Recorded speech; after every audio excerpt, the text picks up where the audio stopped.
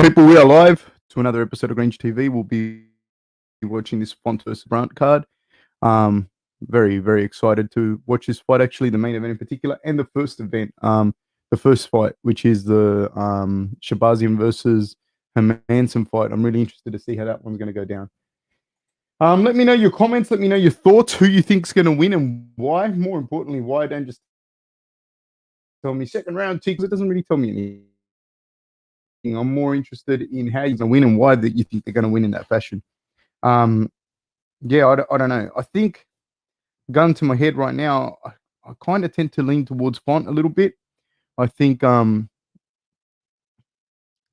got a very nice jab. He sits behind that jab quite well. Oliver Edmen. Fab, how you been? Cody for the win. Okay, excellent. How do you see Cody? Cody's got dynamite in his hands.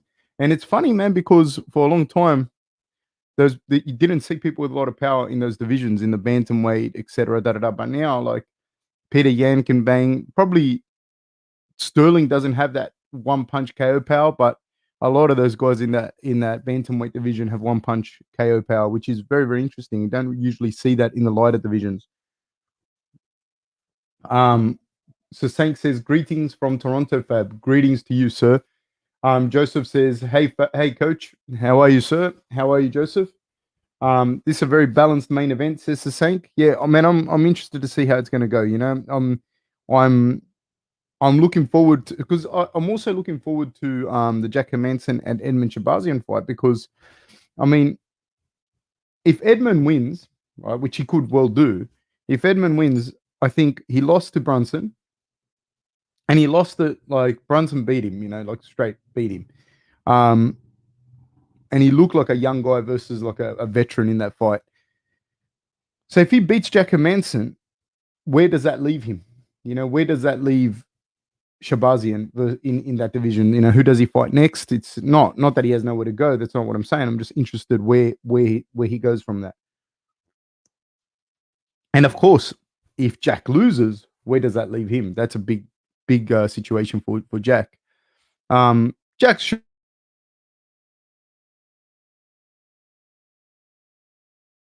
that he can. He had really good wins, but he's also got some pretty decent losses. And I think the fight he had with Vettori, it people act like it was a one-sided beatdown. It wasn't a one-sided beatdown. He was in that fight, but definitely Vettori won that. But it was a close fight. Vettori had the better of the stand-up. There was some good wrestling exchanges in there. So Hermansson's up there. He can compete, but if he loses to Shahbazian, I don't know where that leaves him. Oliver Edmen says, I just see Cody being more patient than he was in his other fights, like the two Dillashaw fights. I think a more patient Garbrandt is very dangerous. Look, he definitely possesses the IQ. He definitely possesses the ability to fight intelligently and patiently. That was one of the best performances I've ever seen, not just his, but one of the best performances that I've ever seen was his against Cruz. The way that he was patient with it, kicked at his legs, made Cruz come to him, so he was actually more of a matador to Cruz's bull, which you don't usually see. So he's definitely got that in him.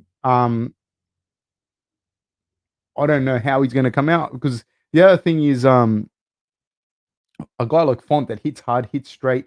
If he hits Garbrandt a few times, does Garbrandt sit there and still be patient and be smart, or does he see red and come after you? And I don't know how much you can change those natural reactions like that. You know, I don't know. I don't know, once he gets hit a few times, if he's just going to come after Font as well. So yeah. Justin's fight. If you're talking about Justin Tafa, I think Justin Tafa wins that quite easily and convincingly. Sean Raimondi says, Cody used to, I think he can get it done. Man, I definitely think so too. I think he's got a lot of dynamite in his hands. Hard, he's smart, he can wrestle, he can really wrestle. So yeah, interesting. Gisley says, hey Fab, did you watch Eurovision? I did not watch Eurovision. Pip Denison's have a good call, Hefe. Thank you, sir. There's one of my surfing coaches. So Sank says the Garbrandt versus Cruz was top level. That was probably one of the most I don't understand the 420 reference, by the way. Yeah. Yeah, I don't know. I don't know enough. Like, sorry, let me go back. The Garbrandt versus Cruz fight, man, that was one of the best performances I've seen. Period. Not even not just of his, just one of the best performances. Period. People forget how good Cruz was. So yeah, man, it's a real interesting one there. It's a real interesting one.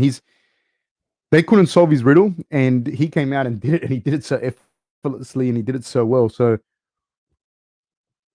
I was super impressed by that. So that he definitely has that. Sandhagen is a monster in that division. Aldo's still in there. It's crazy, man. And the thing is, all of those guys can knock you out with one shot, except maybe Aljamain. I mean, if Aljamain catches you on the nose, yeah, on the chin, he'll knock you out. But he's not one. He's not one of the big sluggers. Aldo has one punch knockout parry. Punch power. Sandhagen does two. Font does. It's interesting. So Saint Garbrandt was one of the few fighters to clip Cruz to the chin. Yeah, but he achieved that by not chasing him, man. He achieved that by not chasing him. He achieved that by holding the center, making Cruz come to him, kicking Cruz's legs, taking away a little bit of that movement, and basically countering off those steps, making Cruz come to him, and him being able to pick Cruz off from there. So it was very, very, very smart. A lot of the times people get caught chasing Cruz around, and he's got like awkward kind of looping punches, does Cruz. And it's hard to counter, but Garbrandt was very, very smart in that. Hanoi Tripper says, strange early card today. Do you think Jan might get the winner? I don't know. Can you tell me what happened there? Because I didn't catch the start of the fight. Oliver says, definitely, Hermansson has the ground game. So Sank, okay. Yeah, I do think that Hermansson can win that fight for sure. Joseph, Coach, if you can give your thoughts on Pacquiao versus Errol Spencer fight, do you think Pac-Man still has it even after 2 years of not fighting? I think Errol Spencer's in his time right now compared to Pacquiao. That's my opinion in a nutshell, to give a real quick one, without getting into it a lot. But yeah, the Dillashaw Cruz Garbrandt's triangle was rock, paper, scissors. The Dillashaw Cruz Garbrandt triangle was rock, paper, scissors. Yes, no, it absolutely was. It's one of those funny things, man, in not just MMA, but in all sports. One team can beat a team and another team, so on and so forth, and you have the little weird love triangle. Anthony Holloway says, yellow to you, sir. Man, this morning has been a war zone at my house, mate. Early in the morning, my daughter was sick. My daughter is sick. My dog was sick. We out of milk. I had to go with my daughter to the shop, mate. I'm surprised I got here in time. Jack the Ripper says, Uncle Fab, thank you for blessing with your super intellect. That's not quite true, but thank you so much. And extremely flattering, Jack the Ripper. So, yeah, man. Tell us how, why, where. I was going to say a story of the day, but I'll probably wait until a little bit later to give a story, an interesting anecdote that happened throughout the week. And Joseph says, wishing the little angel well and the dogo. Yeah, man, it was a war zone, man. I'm telling you, it was a war zone. The dog was sick. The baby was sick. She was crying. It was Oliver Ekman. Sasank, 100%, man. If he can prove he can do better on the ground than he did in the Brunson fight and pull off the win, he should get the winner of Till versus Brunson. Interesting, because are you going to have a rematch with Shahbazian and Brunson right now? You know what I mean? Like, so early? I don't know. I don't know that, like, I don't really want to see that fight again. Like, I think Brunson, in fairness to Brunson, man, if he wins against Till, who's a highly touted, strong, young, hungry man, if he beats Till, he deserves to go up. You know what I mean? He deserves whatever's next. Not to rematch the kid that he beat already. That doesn't make sense to me. If he wins, if Shahbazian beats Manson, the loser, like if Till loses to Brunson, that would be a good fight. That would be an interesting fight to see.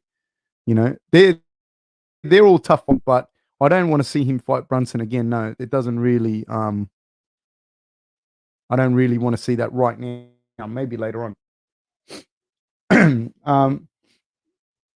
Joseph says, Coach, looking forward to Uncle Fab's story of the day. Get your popcorn ready. Man, it's just a little anecdote that happened earlier in the week. Hanoi Tripper says, I meant the winner of the main event, Font versus Garbrandt versus. Oh, okay. No, man, I don't know. I want to see Jan. This is me. I would like to see Jan fight Sterling again. You know, I think that not controversial. It was a clear as day knee, but you know, Jan was doing really well in that fight. I'd like to see that fight again. But Font versus Garbrandt or Jan, like Font or Garbrandt versus Jan is still a great fight, you know. But me personally, not like what I think should happen, but me personally, what I'd like to see is Sterling versus Jan again. Anthony Holloway, do you think Alex Pereira, the guy who KO'd Israel Adesanya and put him out cold, can be a great fighter in the UFC? He's 4-1 as of now. His last win was KO of the year in PFL. Someone of that striking level, yes, I think so. I don't know what his ground game's like. I'm assuming that he's also developing, like he's fighting in the PFL. That's not for scrubs. I think if he's matched up correctly and given room and space to be able to develop, I think, yeah, you know, he's a very devastating striker. He hits very hard. He's very technical, very. He seems to have evolved even more with his kickboxing in his last few fights that I've watched. The name of the Russian guy, I'm pretty sure it was like a Dagestani or Chechen. I can't remember exactly who it was. Very, very good kickboxer, and Pereira looked very, very good against him in one of the last fights I've seen him. So yeah, I think Alex Pereira can do very, very well. Does he beat Israel in MMA? I don't know, because I think the timing is very different, and Israel's got a lot of MMA fights against top-notch competition. So I don't know that he beats Israel in an MMA striking match. Just the timing and the distancing is a little bit different. I think Israel's a little bit too much experience at this stage. Having said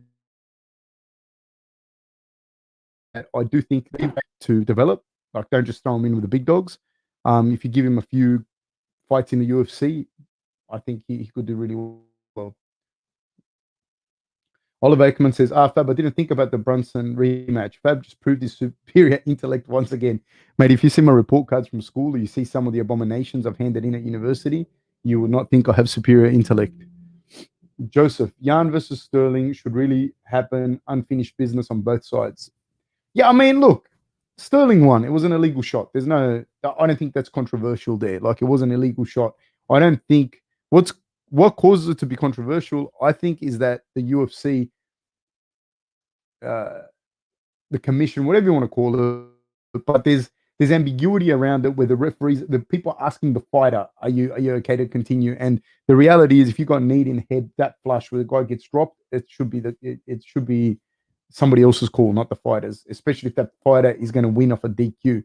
That's it. Like, if in soccer, it's a very clear thing. I've said it before. If you handball the ball inside the penalty area, it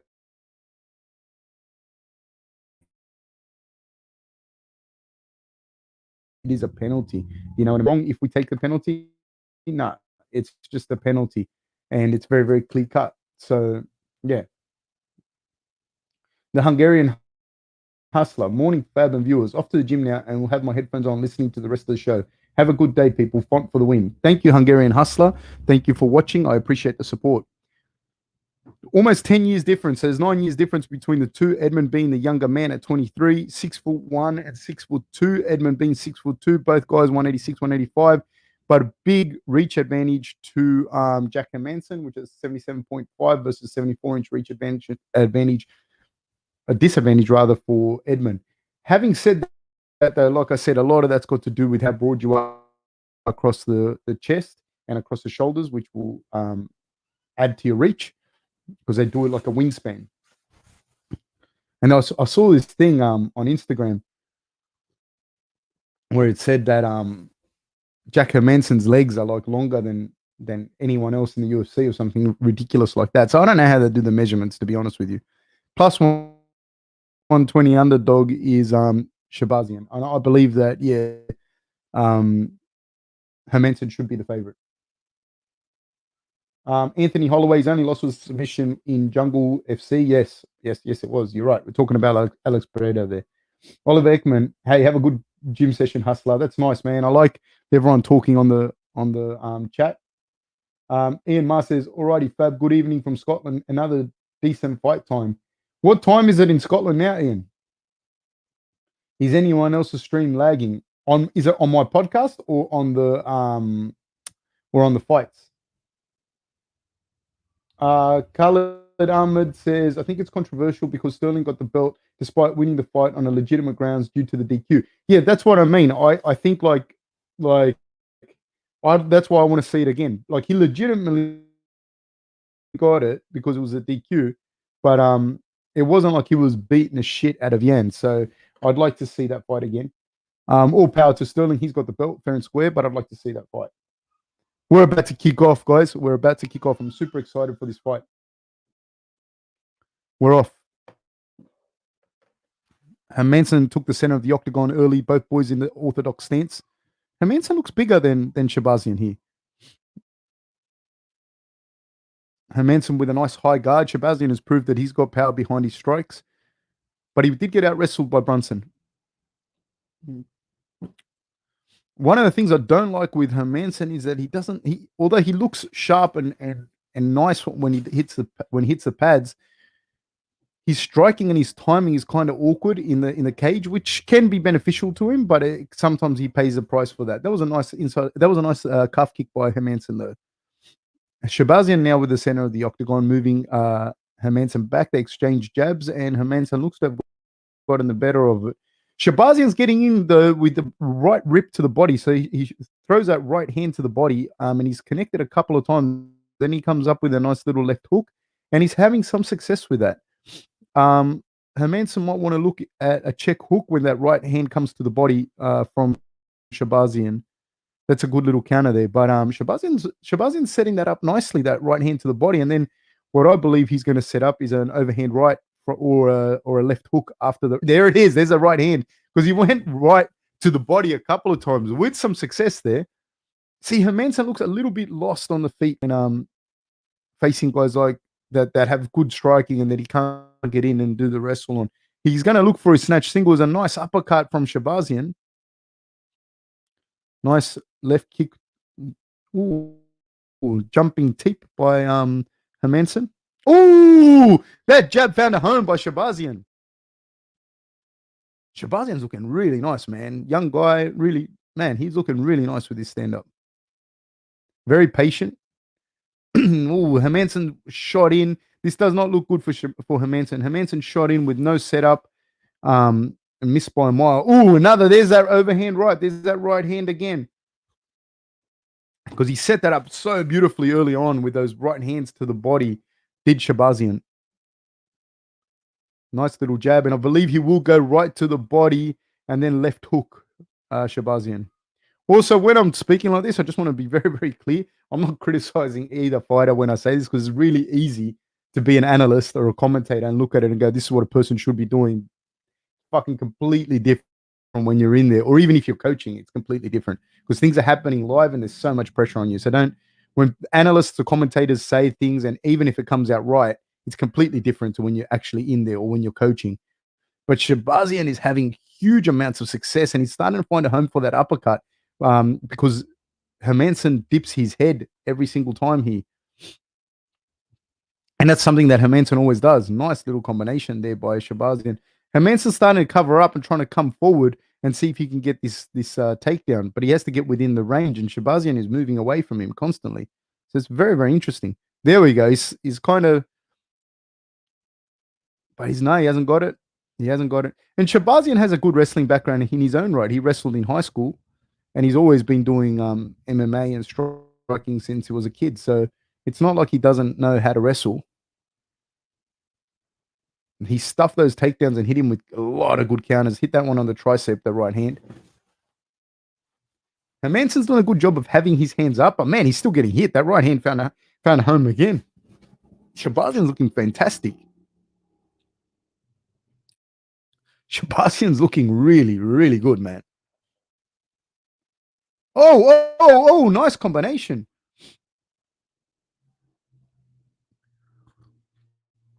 Hermansson goes looking for a jab, but Hermansson's feet aren't set for efficient punching as well. A lot of the times, like even when he's throwing the punches and the jabs, he's like right foot's off the ground, and that makes it very hard. He doesn't really have the balance, but it's hard because Shahbazian is definitely leading the dance, even though Hermansson's holding the center of the octagon. Shahbazian is just picking his shots, hits him with a stiff jab down the middle. Another calf kick by Hermansson's landed, but he hits a jab for his troubles. There's 32 seconds to go in the first round, and this has been all Shahbazian in my opinion.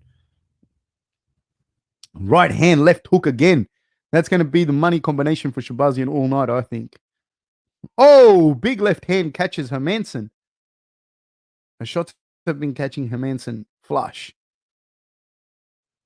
Hermansson with a flurry of his own there, but not enough. Kind of pushing Shahbazian up against the cage, throws a little check hook, doesn't have any success with it, goes looking for a calf kick again, and that's a round. They touch gloves, and both men go to the respective corners. Man, that was a really, really good come out party for Shahbazian, in my opinion. Hermansson has beaten a lot of good guys. He's a very, very tough, very resilient guy. Very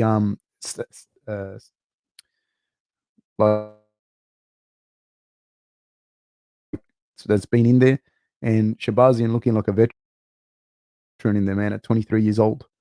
So the sky's the limit. There's that right hand to the body. That right hand to the body tells the tale of the whole fight, in my opinion, of that whole round. Because not only does it hurt, and that's where the spleen is, that's where the intercostals are. Not only is he landing those shots and it hurts, but it starts to set up the right hand. And when he sets up the right hand, it also sets up the left hook. He can hit the body and go right to the body left hook, Shahbazian, or he can go fake the right hand, drop his level, and throw the overhand right. There is the opportunity for Hermansson to hit him with a check hook where he goes right to the body, but Shahbazian's not telegraphing anything, and he's not going to the world too many times. Nice flurry there by Hermansson on his own right. Double underhooks by Shahbazian, though. It's going to be very hard there for Hermansson to get a takedown from this position, being that oh, nice. He's got the single leg. He's trying to run the pipe. He hits a double leg from there, and now he's got Shahbazian in full guard. I'm very, very impressed that he was able to get that takedown. Shahbazian went looking for an armbar, and Hermansson squared back off on his hips. Now Hermansson's able to land a little bit of ground and pound of his own. Again, this is one of those things where the guard is closed here, and this is not good for Shahbazian. Shahbazian now has opened his guard. He's getting his head pushed so that his head is parallel and his body perpendicular to the cage. This is a very good job by Hermansson. This is not good for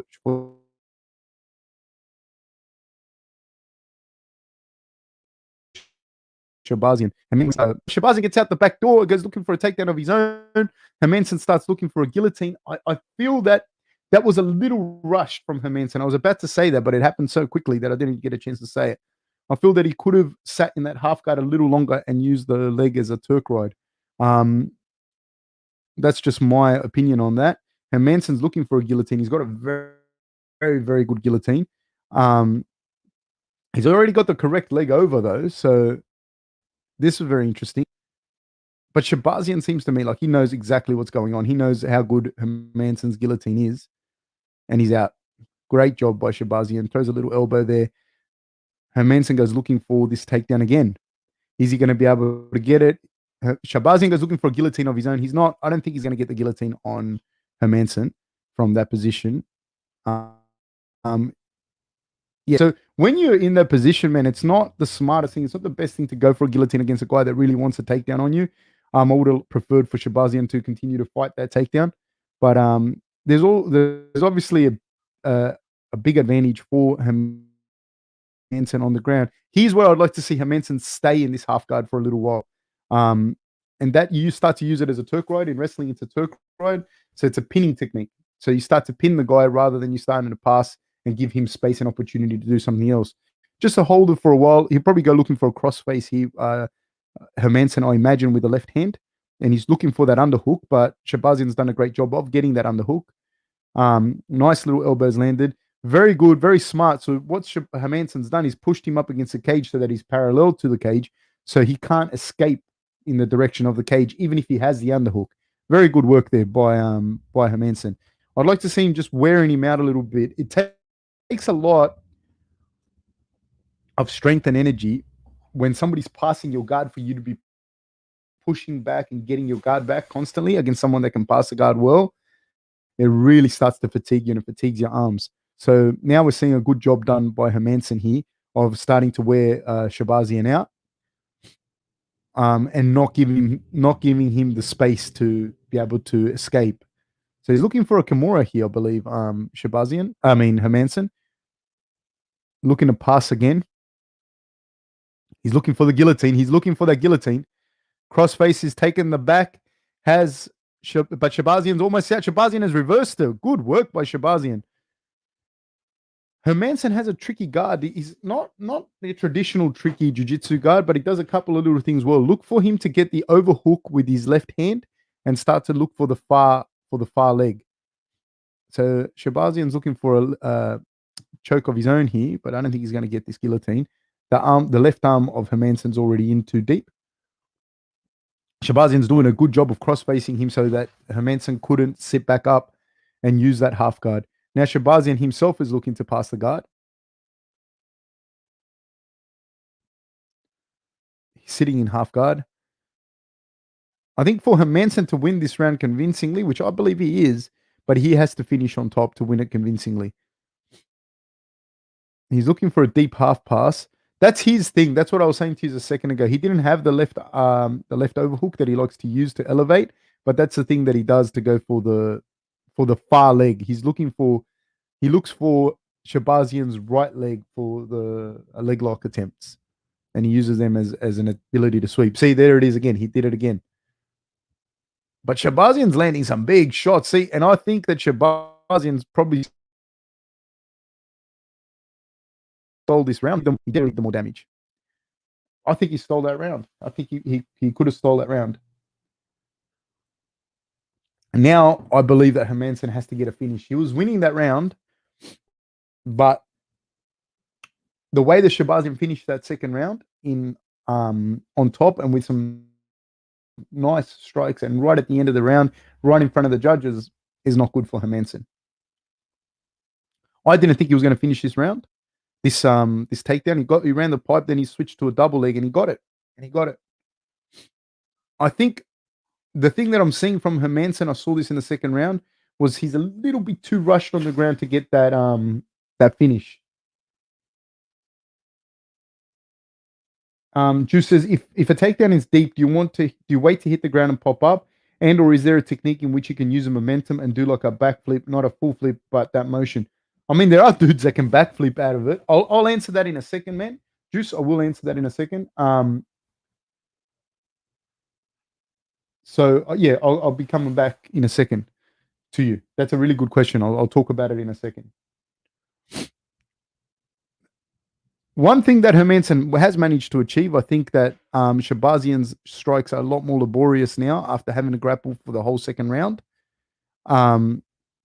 The live odds are now minus 160 for Shahbazian, but there's a lot less pop in his punches. And I think Hermansson can feel that. Is 5 minutes enough time for Hermansson to be able to capitalize on that? I don't know.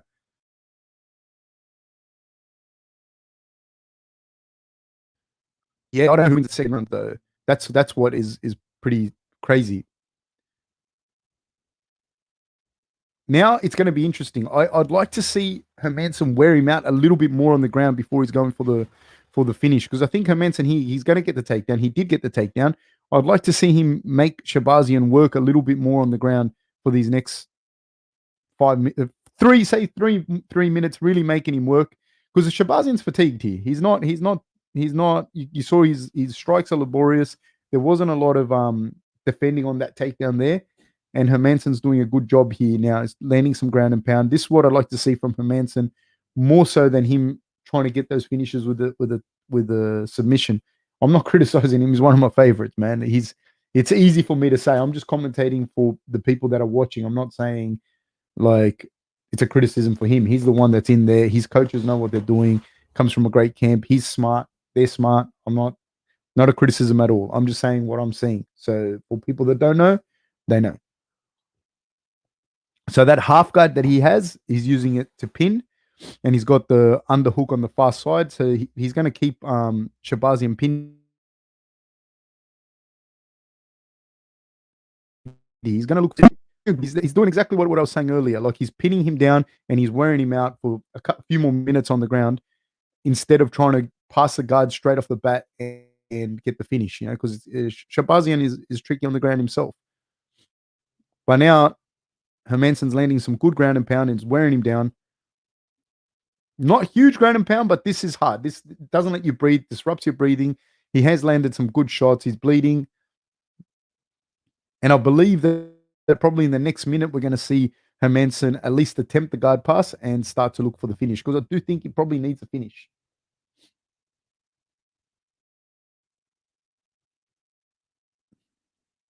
Nice little crossface by Hermansson, not letting Shahbazian getting deep.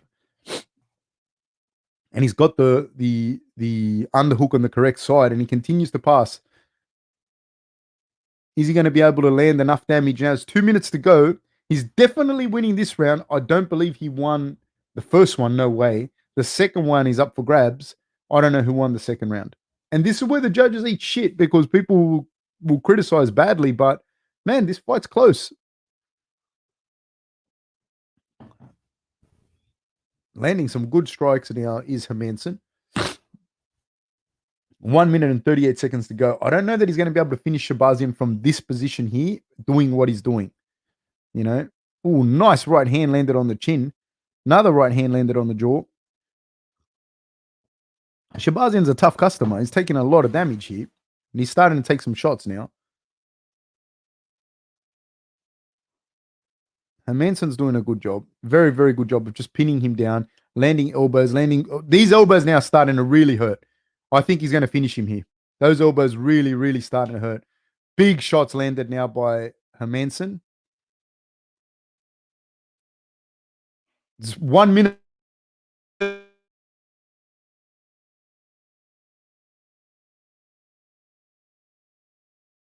to go. I don't know how they'll score this round.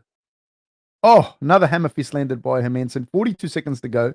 Shahbazian still not out of there.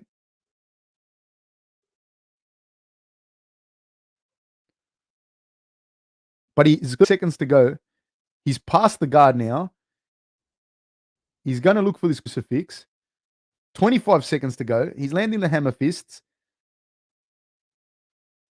Shahbazian's still bucking, trying to get out of there. Landing shots to the body now. Goes to the far side, does Hermansson. He's going to be, I think he might even look for a Kimura there. Oh, no, he's got the crucifix. He's got the crucifix. He's landing some good shots here. He's got the mount. Big shots, big shots. Time. Possibly a 10-8 round, in my opinion. I would give that a 10-8 round. That was all Hermansson. I think he might have been able to get a split decision or a draw. Could be a draw. Depends on how they scored it, man. I don't know how to score that fight. You know what I mean? And plus, I wasn't scoring it. I was just commentating. Juice, if a takedown is deep, do you wait to hit the ground and pop up, or is there a technique in which you can use momentum and do like a backflip and not a full flip, but that motion? Look, man, people do backflip out of takedowns. Like when they get a single leg, and you see it in freestyle wrestling, you see it in collegiate wrestling. People do a backflip out of it, but in MMA specifically, when somebody takes you down, there's two things. The first one is when somebody grabs you, when somebody like picks you up, whatever. Like if you spread your weight out, that's already very hard for you to get picked up. If you spread your weight, that's already difficult to do. The second thing is, as soon as you hit the ground, you got to pop up. You cannot let that person set. As soon as you hit the ground, boom, pop up. You are in danger, of course, of giving up your back or giving up a position or whatnot. But the reality is, you have to. The moment you let them set, the moment like there's a moment where somebody takes you down, you go, "Fuck, he took me down." That moment, gone. They'll set. if you hit the ground and get up and scramble, it's very hard for them to hold you down. Having said that, you have to have some technique and skill for it. I think Hermansson got the win. Yeah, I see. Like, he definitely won the fight. I'll give him that. The last one probably a 10-8, I'd say. So that was a very interesting fight. The thing that I see for Hermansson, though, and I see this as a problem, is what does he do in the upper echelons of the division with how well some of those guys strike if he can't get the fight to the ground? You know, like some of those guys in that division, like, you know, they're talking about him and Till. And can he get Till down on the ground and really wreck him? I don't know. Can he hold Till down? I don't know. But on the feet, Till's a lot better. Let me see. I'm just going back a little bit, guys.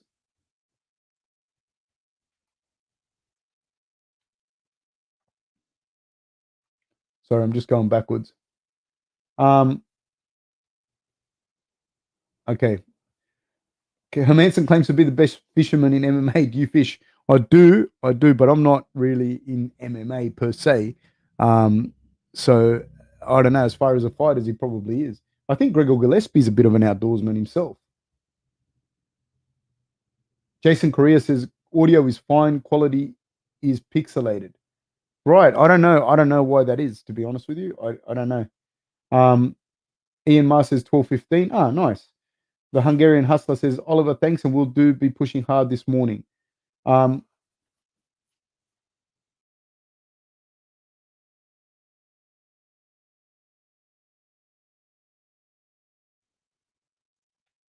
Good World NBN is struggling. I think so, man. I don't know what the problem is. Um, sorry, guys, I'm just skipping a few people. Ian Mars says, a fracture in my skull, broke C7, T12 collarbone, and 6 ribs. Lung puncture for good measure. What? How? Mountain bike. Oh my God. Oh, there's a few people in the chat. Anthony Holloway, what do you think Conor McGregor's gameplay will be in the third Poirier? I I think McGregor, we're going to see more footwork from him, and I think we're going to see him light with adopting a wide stance. But I think you're going to see more of an in and out movement with him and trying to corral Poirier and hit him with his left hand. You know, going to see more kicks, I think, probably from McGregor. That's my opinion. Again, answering it short. Um,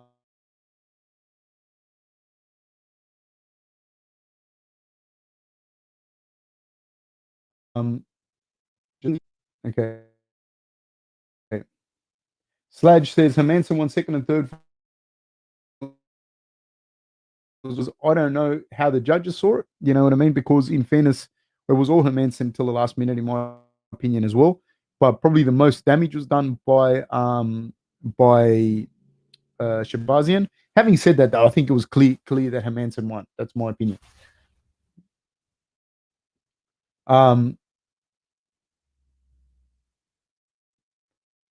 Jack the Ripper says, why didn't Hermansson stay in top?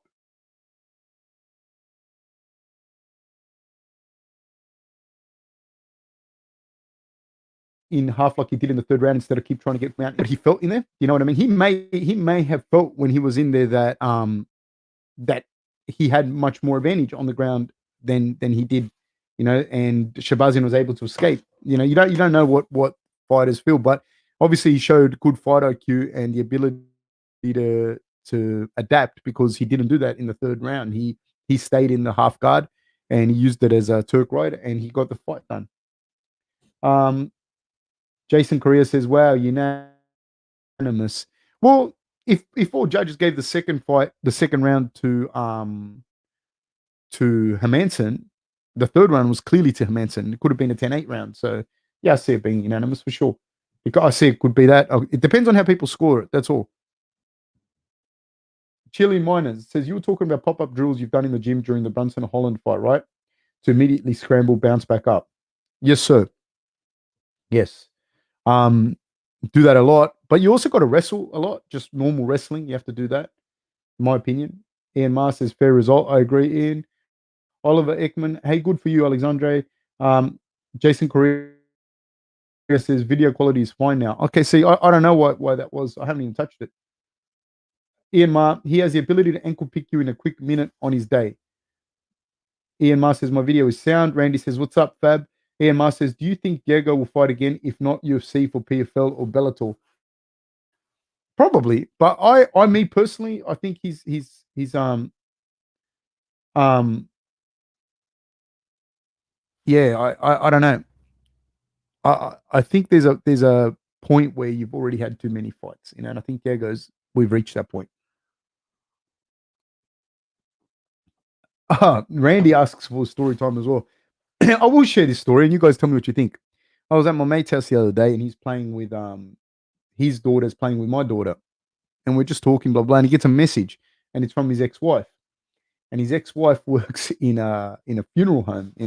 She cremates people, and a bit of a dark character, you know. And he had an ex-girlfriend since, like, so he had the ex-wife, and then he's had a girlfriend since, but he hasn't seen this girl, the ex-girlfriend, for a while. So he gets this message from his ex-wife, and it's a photo of an urn, right? And the the the ashes of his ex-girlfriend are in that urn, and she says to him, this is how your ex-girlfriend ended up. And that's how my mate found out that his ex-girlfriend died. Is that not fucking cold? Does that not seem strange to people? It certainly seems strange to me.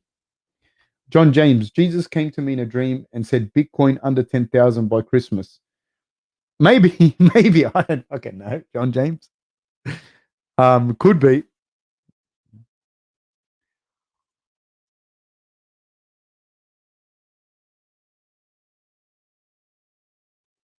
We don't. Mexi says that's insane. So Sang says, Fab, do you think you could ever get neck tattoos like Garbrandt? Nah, I don't. It doesn't suit me. That kind of stuff. See, it doesn't suit me. I'd be very self-conscious wearing that. Joseph says, "Wow, somebody called the FBI on that woman."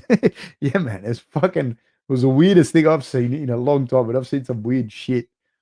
When I was growing up, I went to school with these guys, and this story may or may not be true. And once we finished school, like they were crooks, you know, they weren't like my close friends, but they lived near me. And this might be just a made up story, you know, so don't read into this too much. Um, and they would rob armored cars, and for whatever reason, I was like 18, 19. One of them confided this in me. And he said, like, we live near each other. I grew up near Housing Commission estate, like right in the middle of it. And the dude's like, yeah, blah, blah, blah, blah, blah. And he goes, we're gonna do this armored car. And do you want to do it? Do you want to in with us? And not a lot of planning went in with these guys. They weren't very surprisingly, they ended up doing a shit ton of jail time in their lives. I don't even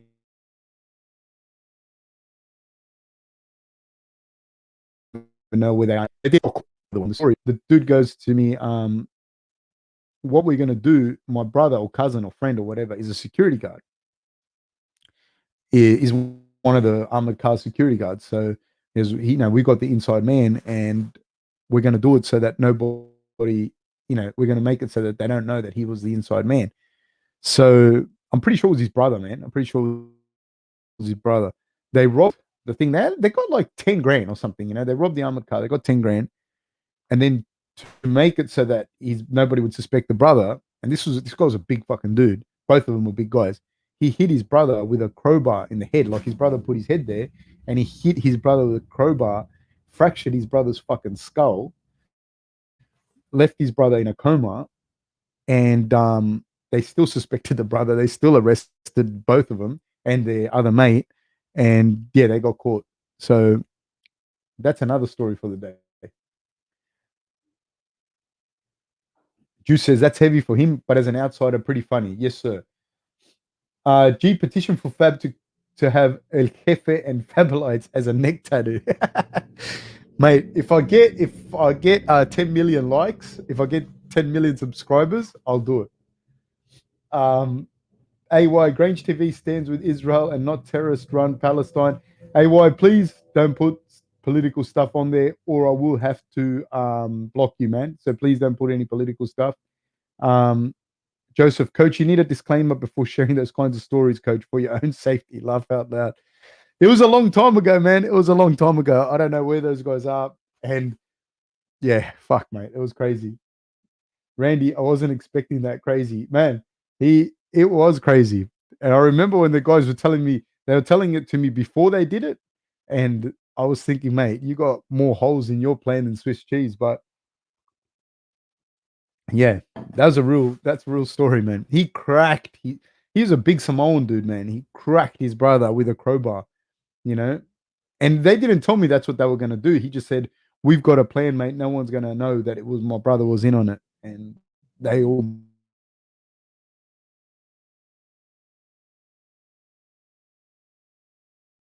his brother in it. Also,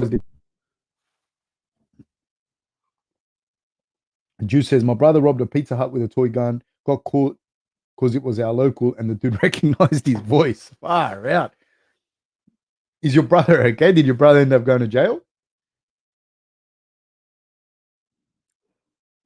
Bill Algeo versus Ricardo Ramos, 31 and 25, respectively. Bill Algeo being 31, 6 foot for Bill Algeo. This is going to be interesting. Yeah, did your brother get locked up, Juice? Where are you, Juice? What country are you in?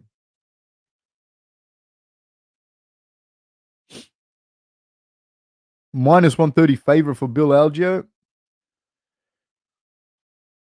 King of Prussia, Pennsylvania.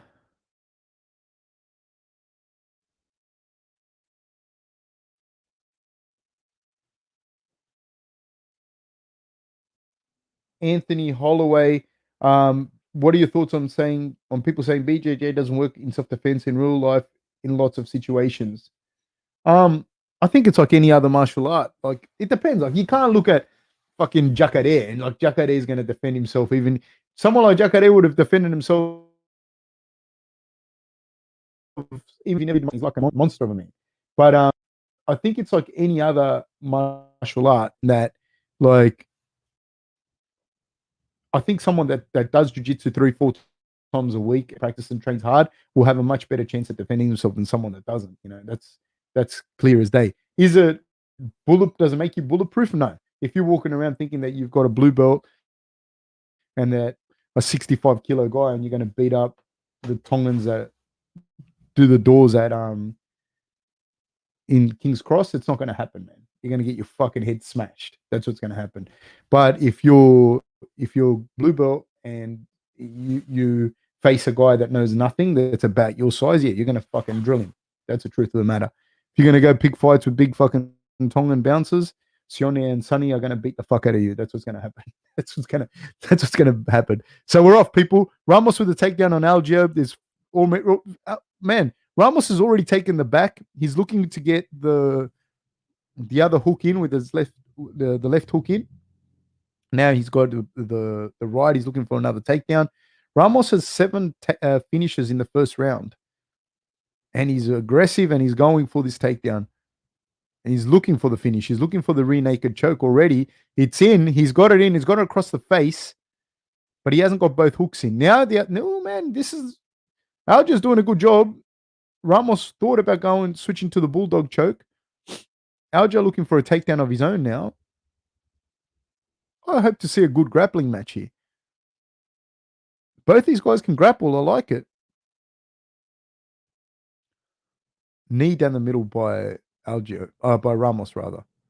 Both men in this orthodox stance.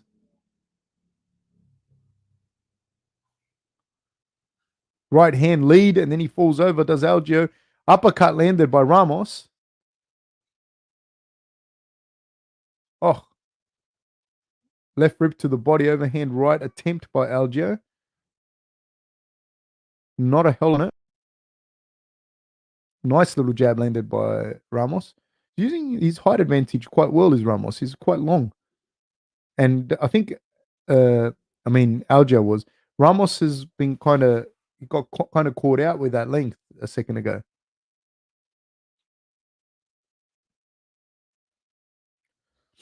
Now Aljo in the southpaw stance. Oh, nice little exchange, but Aljo keeps dropping his head, but he does keep landing the jab. It's interesting little conundrum by both men here. He drops his head and he could be looking at an uppercut from Ramos if he keeps doing it. Calf kick attempt by Ramos. Aljo with his hands nice and low. Nice spinning attack and lands a spinning back kick, does Algeo. Always, he's doing a good job of sliding out of the way of Ramos's big shots. Goes looking for a calf kick of his own, does Ramos. I mean, Algeo. I don't know why I get these guys mixed up. They don't even look the same.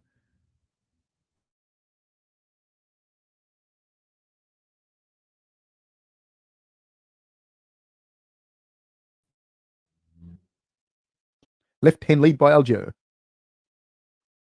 Now Aljo in the orthodox stance. Oh, goes looking for a left hook, does Ramos. Jumping front kick by Aljo. Spinning back kick to the legs by Aljo. Little bit of showmanship by Aljo. Oh, nice little left hook landed by Ramos and big double leg takedown. And again, looking for the back. Aljo goes straight into high parterre and then back to his feet. Nice knee to the legs by Ramos.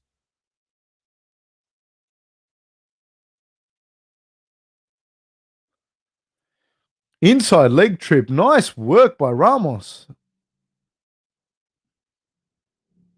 I like this Ramos guy, man. Nice little, like a little trip kind of kick to the back of the ankle by Ramos. And he goes looking to take the back again. Very aggressive with his grappling. He keeps going for the back, keeps looking for that submission from the back, looking for that rear naked choke. And the thing with when you do stuff like that, when you do look for those hooks, he's got one hook in already. He's looking for the second hook, and you're looking for the choke because he's aggressively looking for the choke. It makes you defend the choke. When you defend the choke, it opens up other things. He tried to fall into an armbar then with not much success. And now Aljo hits him with the combinations of his own. He's looking for a takedown of his own. Is Aljo, but Ramos's wrestling defense stands up to the task. Knee down the middle by Ramos. Oh, Aljo goes looking for a lateral drop and misses it, and then it's over. The round is over. Both men shake hands, they hug. I'm going to give that round to Ramos.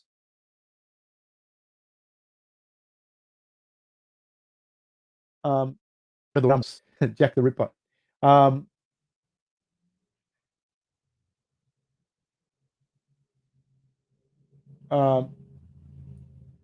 Juice, sorry to hear that your brother went to jail, man. Central Coast, okay.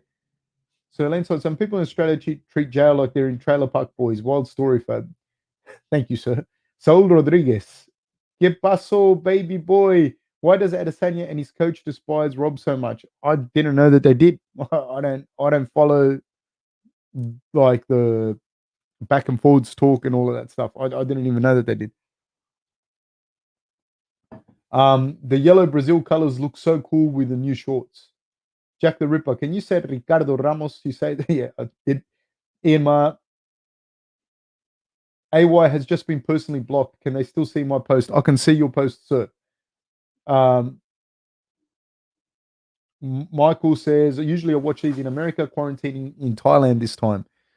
Oh, fuck. With the travel aid, we can't even really travel like that. Can the US? I was talking to a friend of mine from New York, and he said, yeah, they can just travel. You guys can just travel. Ramos looking for. Oh man, Ramos is an interesting character in this featherweight division. He's very aggressive the way he comes up after you with the rear naked chokes. Little Superman jab and a right kick to the leg. Another little jab. Man, Aljo keeps dropping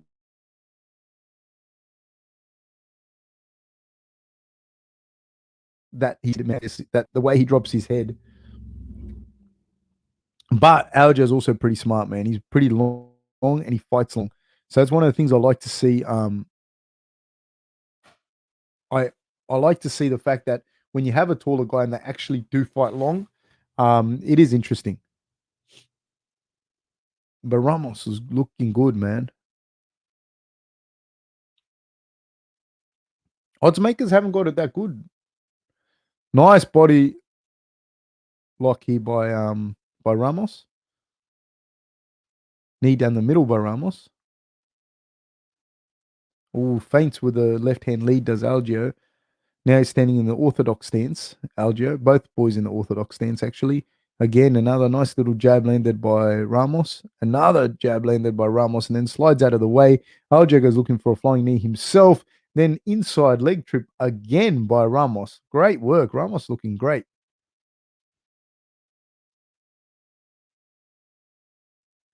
Ramos looking really good.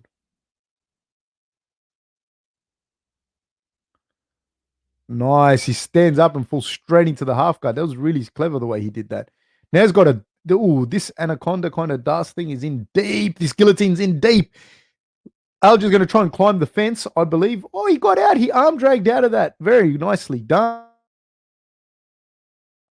Aljo will go out of that. Climb the fence a little bit to give him relieve the pressure a little bit so he's not like hanging himself. And then he arm dragged out of it. Very, very, very nice. Hits him with a right hand lead, does Aljo. Aljo in the southpaw stance. I believe he's going to go back looking for that left hand lead. He's thrown it with confidence, but he hasn't hit him yet. Nice side kick landed.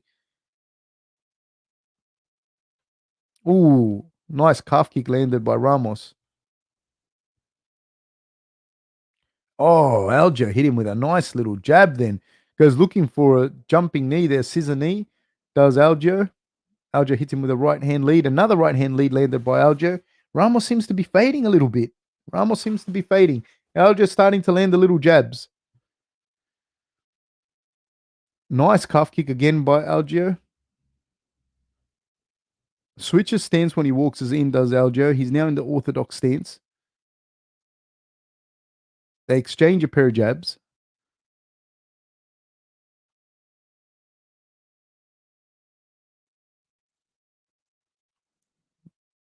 Goes looking for a calf kick, nothing on it. He was able to pull that in time. He ducks under right hand. Aljo turns. Inside leg trip. Ooh, almost inside leg trip again by Ramos. I like his work, man. I like the way he's doing this. Both guys in a kind of modified tie clinch from over under, like a Greco clinch, but throwing knees from there. Nice check hook landed by Ramos. 56 seconds to go in the second round.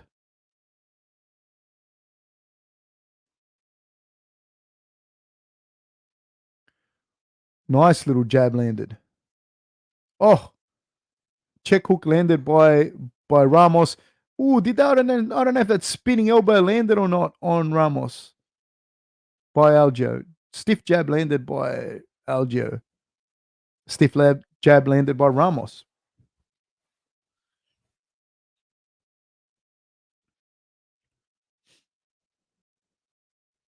So more strikes have landed by Aljo, but if you watch a lot of the fight, it doesn't look like he's winning the fight. Mainly because he's been taken down and he's had a lot of ride time. Like he's copped a lot of ride time rather. Again, it's like superior positioning, and that has been by Ramos. That's the second round there.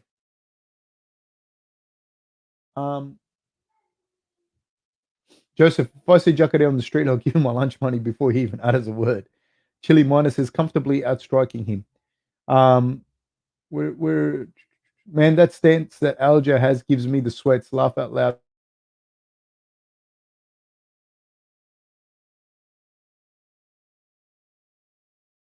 The games by say really back as a counter for Ramos. Yeah, he does, but he's very long, man, and he fights long, which you don't see a lot. Like a lot of times, like the taller, longer fighters don't really fight as long as they could. Mark D says, just found you, Grange. You know what, Mark D? Maybe we found each other, man. Maybe we found each other. But hey, guys, if you can like, subscribe, hit the notification bell, tell all your friends, please, guys. Michael Kavicia, yeah, the United States never took it very seriously, unfortunately. I had to do a lot of paperwork to get into Thailand, though. Ah, okay. Cool. I was wondering how it worked for you guys. We are off, people.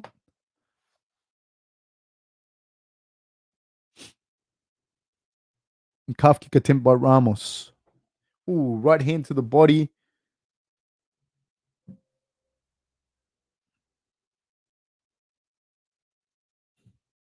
Aljo now is looking to be in a much more better, like kind of more fluid with his striking. But he got inside tripped again, but then he was able to arm drag out of it. He was looking for a right hand to the body, left hook.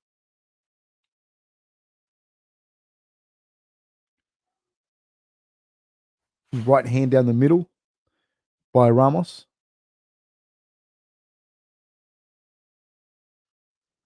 Oh,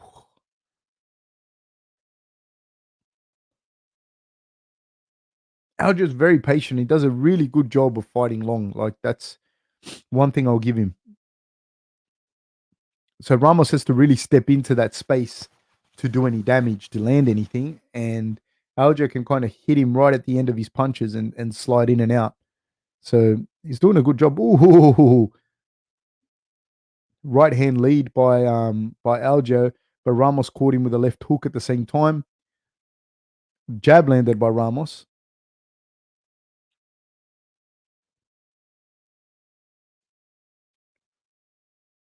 Aljo just out of reach. Goes looking for a kind of side kick to the thigh.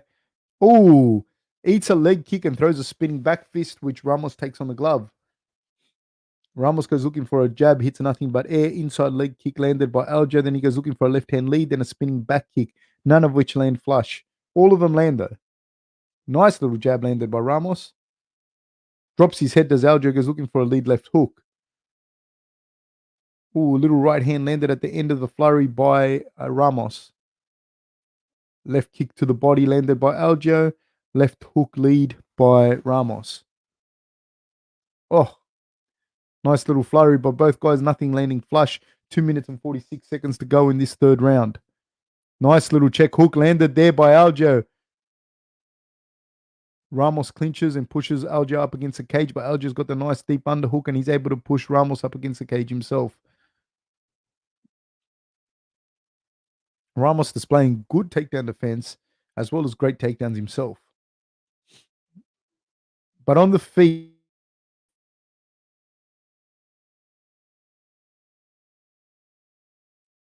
that's hit by the striking and not by, you know, the subsequent grappling that's caused by Ramos. Although he just landed a little flurry there, did Ramos.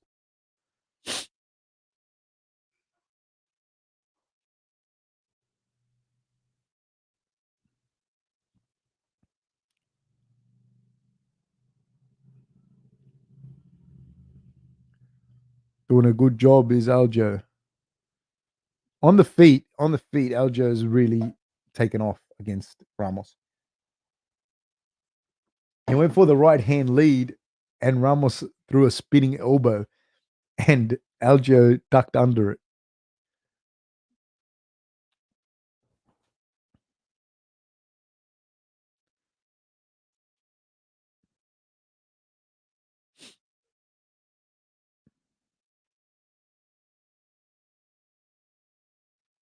Again, goes looking for the takedown, does Ramos. This time, Aljo has managed to stifle the takedown.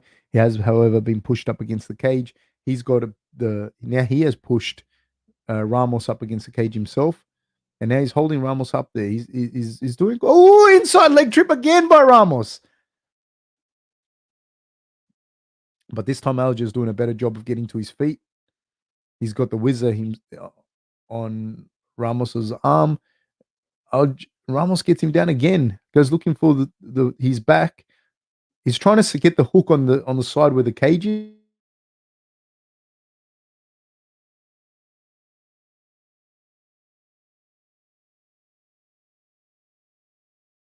which is generally the finish decision.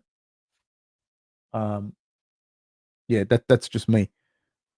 I don't know. Again, I'm not judging the fight. I'm just watching. Um,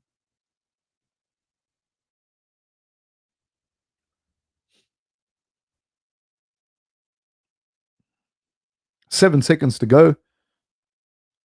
4, 3, 2, 1, time. All right. Ahmed Abdul Mustafa Muhammad Rashad. Greetings. Salam alaikum, I presume. Greetings from Africa. Hello, sir. I hope you're enjoying yourself and having a great day so far. I have a question for you. If you don't have great defense, what type of fighting stance do you use? Well, your fighting stance has to be already, that's part of your defense, and your footwork is what kicks off your defense. So I'm not exactly sure what you mean by that, but I would say to you that kind of remodel the way that we're looking at the question here, and let's look at the fact that the first and foremost thing we need to look at with defense is our feet, where our feet are going to place us in relation to our opposition. So having a good understanding of footwork, I think, is the best thing for you to do before you even worry so much about like the stance and that. Because if your feet are wrong, you're going to be off balance completely. You're going to get smashed. Bone Blast says, "Are you Whitaker's coach?" No, I did coach Rob for about 7 years, 6, 7 years. I don't coach him anymore. I sold the gyms to him. Sold the gyms to him and the other business partners. So I don't work with him anymore. Mark D says, they call me Mr. No Legs. Hi, Grange. Hello, sir. How are you? Thank you so much for your support, man. Means a lot. It helps out a lot. It's really, really good, man. Thank you very much. I remember maybe 5 years ago, Juice, almost every other takedown ended up being stood up eventually. The refereeing has changed so much in that time. Yeah, but in fairness, if we're talking about, because the only one that I saw that could have been like that was a Hermansson fight. Hermansson was beating up Shahbazian, though. Ian Ma, tight round.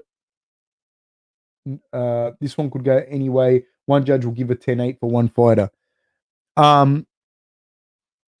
See, that was like that fight. You can't look at that fight and be like, that was a robbery. You got it so wrong. Blah blah blah. Because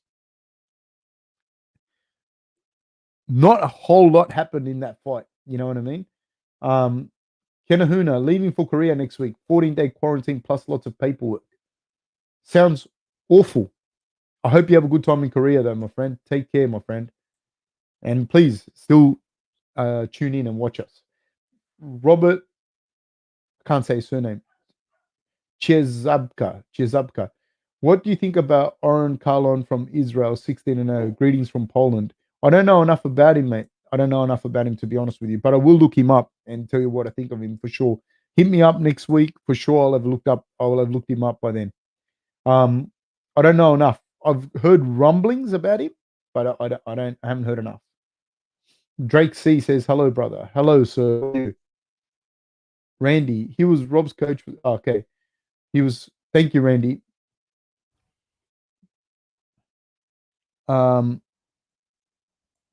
Rob McKenzie says, greetings and salutations from the West, Fab. How are you? I myself am a former Frontiers man. Where are you from in the West?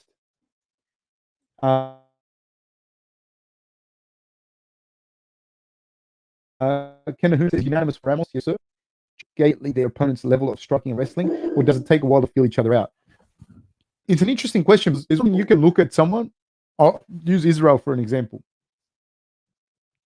You know he's got good striking. You know he's very long. You know he's got good reach. But having said all of that, you don't know what and you know it's hard to take him down too. You know he's got good wrestling defense. You don't know what it's like until you're in there with him. When you're in there with him, you start to realize this is how long he is. This is like how hard it is to get within that range to get the takedowns, etc., etc.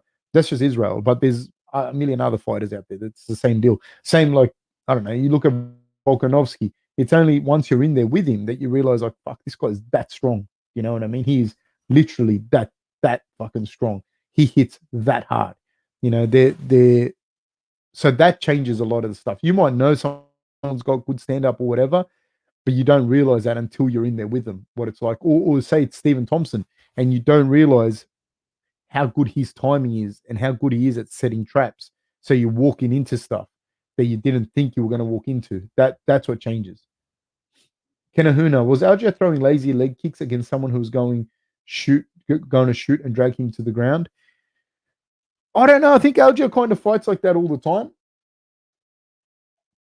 What I felt in that fight was even the significant strikes, like is it looks like okay, he's winning with the strikes weren't really doing a lot. You know what I mean? So it wasn't. It was not a lot happening in that fight. Joseph, coach, random question: is cardio better before after weightlifting, and is high intensity or low intensity cardio better for weight loss? Asking for a friend, please. Thank you, sir. Hope you can help. Generally, guys, if you look at the continuum, it goes power, strength, hypertrophy. So work in that like on that continuum with power, doing power stuff first, then strength, then hypertrophy. And if you're going to do cardio, do your cardio after that. Um, and high intensity cardio,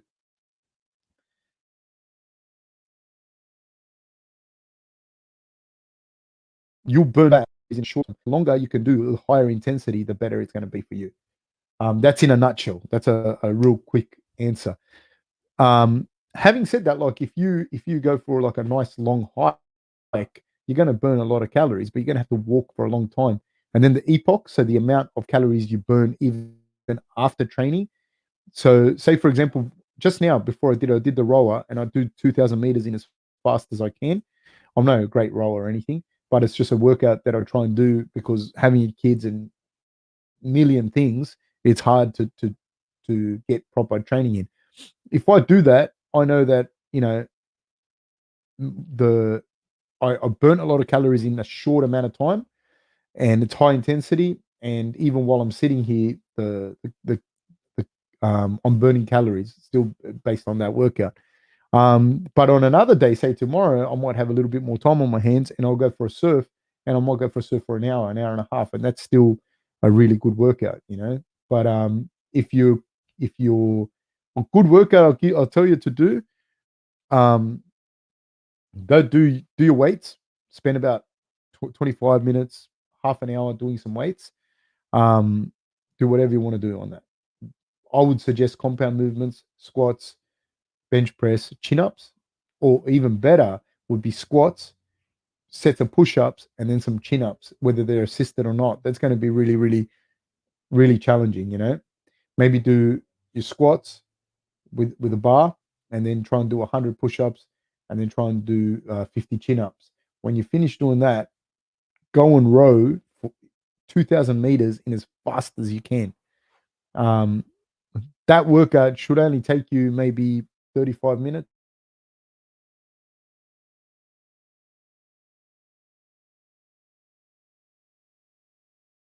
And that you get some. Ahmed Abdul Mustafa Muhammad Rashad says, thank you so much for taking the time out of your day to answer my question. So basically, footwork is what it's all about, the fighting stance, because I fight with my hands down. If you fight with your hands down, man, like, and you don't have good footwork, you're going to get smashed at some point. You know what I mean? Like, you might have really good reflexes now, and I don't know. I don't know. You never seen you fight, but yeah, like your footwork is very important. You watch someone like Stephen Thompson fights with his hands down, but his footwork's insane. His ability and his time really, really good.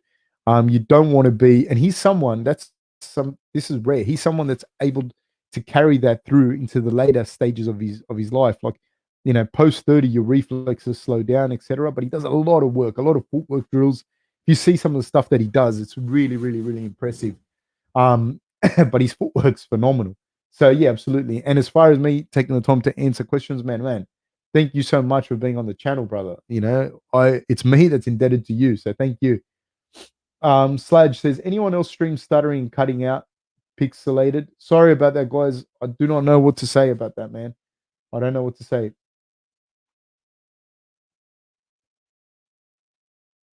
Um,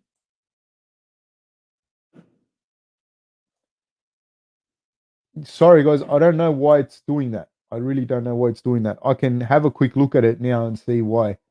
Just a sec.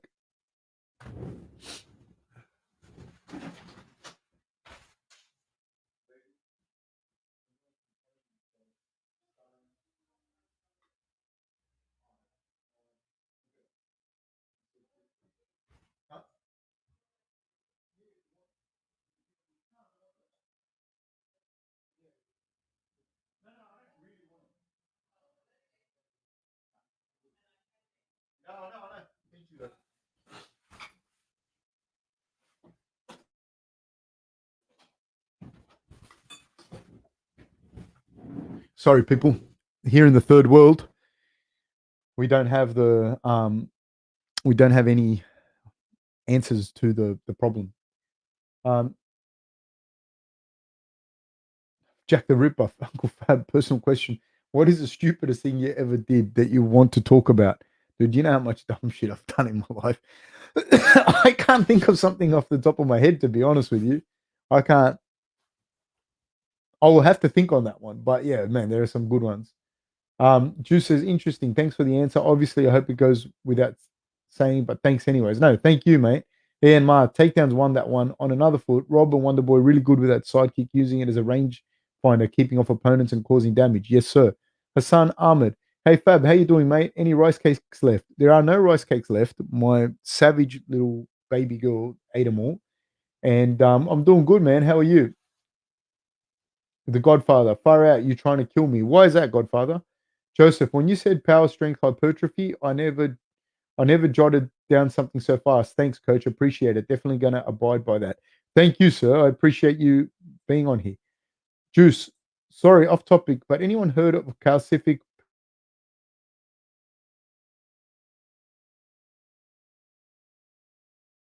perioditis? That's for your joints, for your information. Fuck. Sounds awesome. Kenahuna, Wonderboy fights with his hands down. Pettis KO was just a driving point of why it's generally good to have hands up. Yeah, but he's had great success in, I don't know, however many dudes fight with their hands up and get caught, so it happens. Ian Ma, Nunes pieced Spencer up, pretty brutal, tough blast, mind you.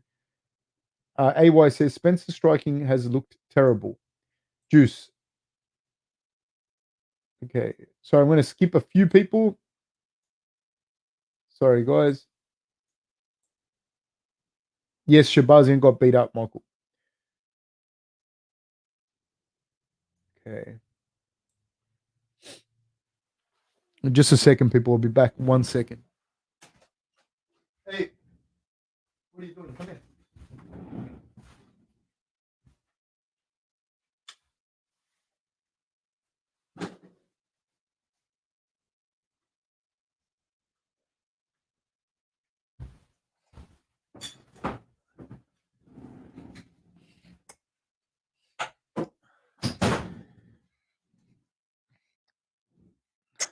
We're about to start, people. The ladies are about to start, and we are off.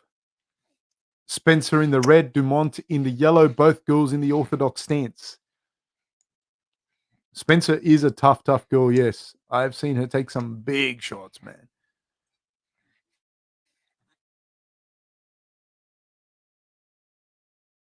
Spencer has a chin on her, I'll give her that. She switches to orthodox stance. Faints a little bit, then goes back to orthodox. She went southpaw, then orthodox.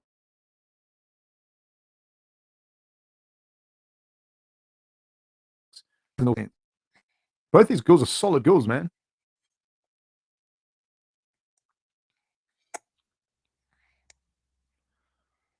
Kenahuna says, Fab, what would be a good weight cut? What do people mean when they say it was a bad weight cut? I think for you to cut weight, honestly, the advice I'd give you is to go and wrestle and do jiu-jitsu and do a lot of competitions so that you get used to what is a healthy weight cut for you.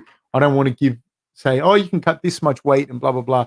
A lot of that's got to do with the individual, how lean you are. You want to be lean as well when you cut the weight so that you're just losing the fluid, the water that's in your muscles. You don't want to be losing like trying to burn fat while you're cutting weight, right? So you just want to be as lean as possible, and then you can rehydrate properly. Generally, what happens when people have a bad weight cut, it's not the weight cut per se, or they've left it too late. It could mean a lot of things, but generally what it is, they don't rehydrate properly. That's the hardest thing. People, this one's finished with her milk. I have to take that.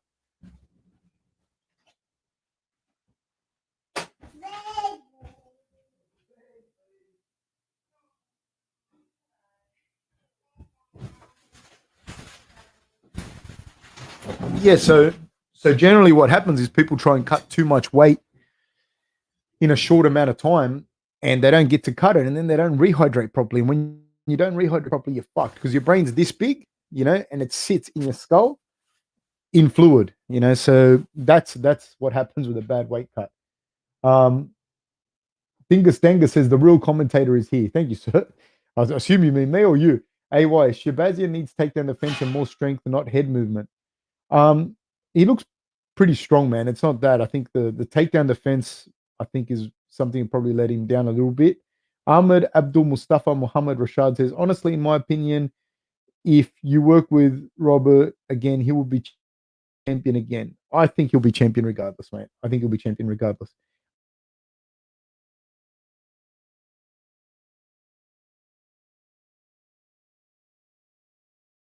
AY says, Ahmed is perfect. I'll just call you Ahmed. Randy says, what a cutie. Are you referring to Ahmed or the baby? Ian Ma says, you missed all the action. Not one landed. Man, it's... Oh, inside leg kick by Dumont. Dingus Dangus says, I was talking about the baby, but you're a good commentator too. Dingus Dangus says, the commentator needs more milk. Ahmed says, may Allah bless your daughter, your loved ones, and bless you as well. Thank you, sir. And right back at you. I really appreciate that, man. I really appreciate the kind words and the thoughts and all that. I really do appreciate that, man. So thank you so much. Where in Africa are you, Ahmed?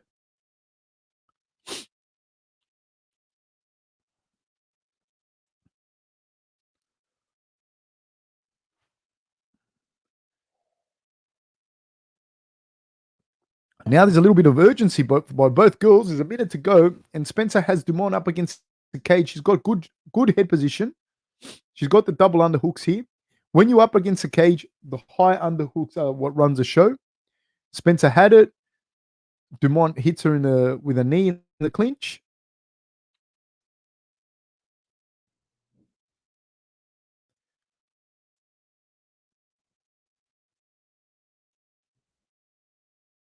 "38 seconds to go in this round." Oh, you're from South Africa. Whereabouts? Please don't call me sir, man. My dad's sir. Whereabouts are you in South Africa, Ahmed?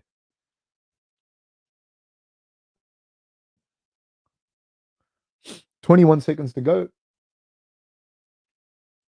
Nice exchanges in the clinch. Spencer hits her with an elbow on the way out. 12 seconds to go. 10, 9.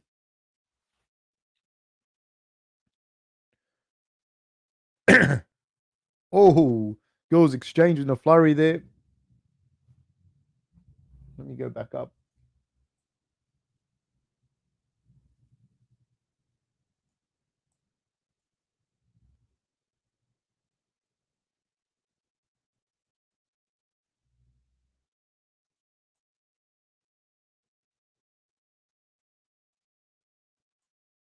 Ah, okay, Durban.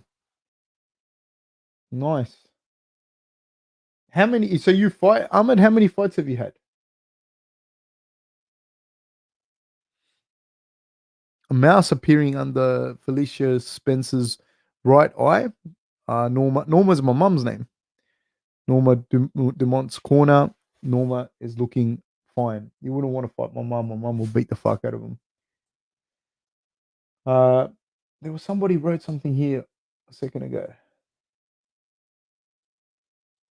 I know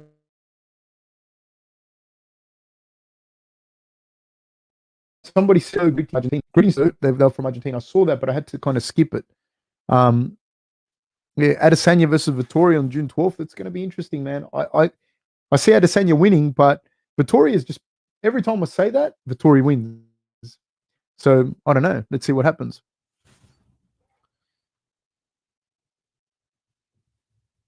So far down this card, you got Justin Tafa and Jared Vanderaa next, which is going to be an interesting big heavyweight fight.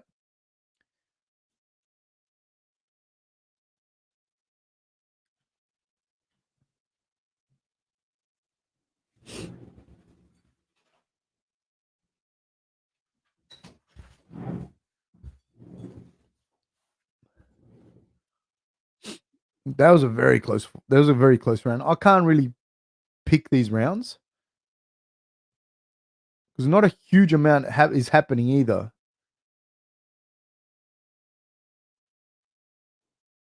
I wonder if Spencer. I don't know if Spencer's going to try and change it up, or if either one of them is going to try and change it up.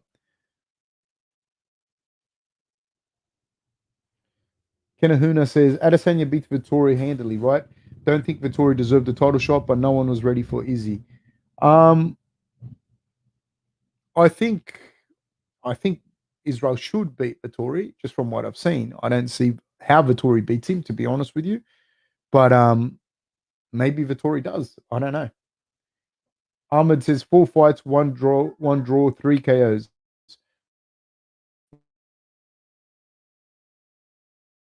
Nice. Good on you. Let's go Tafa. I think Tafa's going to win this one by murder, my opinion. I'd be very surprised if it goes any other way, to be honest.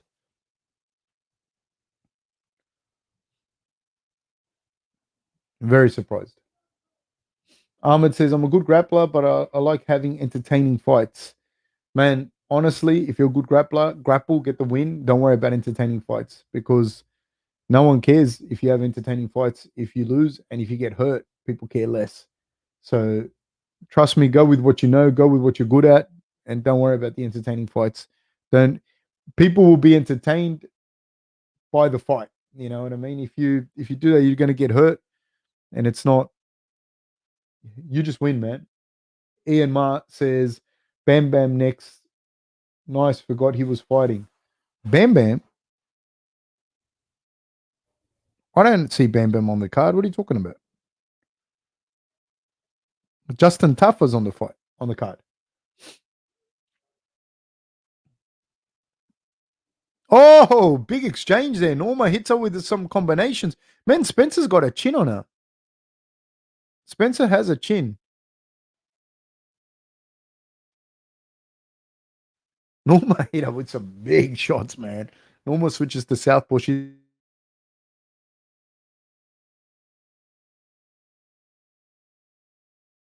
the orthodox answer with shots, man. Um, Connor Payton says Garbrandt winning tonight. Man, that's going to be a cracker. That's the one I want to watch. Chili Minus is different big Aussie, mate. Love it out loud. He's like, no, it's not Bam Bam. Not all big brown people are Bam Bam. Ian Ma, hang your head, man. Hang your head in shame. Closet racist. Unbelievable. Ahmed says, plus, honest to God, I can't lie to you. All of my knockouts were by luck. I almost got finished in all three of them fights where I just put on stand and bang fights. Don't do that, man. Do not do that. Get the takedowns. If you're a good grappler, get the takedowns. Kenahuna says, Spencer walking into that overhand right looks nasty. Dude, she just walked into it again. She just walked into a straight right then. Spencer hits her with a little attempt at a takedown, but nothing happening there.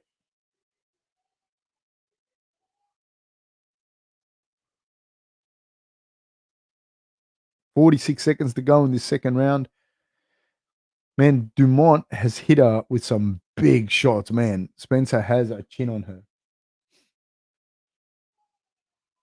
Shelby says, Fab lighting a homie up. Oh, left hook landed by Dumont, and Spencer just keeps coming. Spencer's like a Terminator, man. She just takes the shots.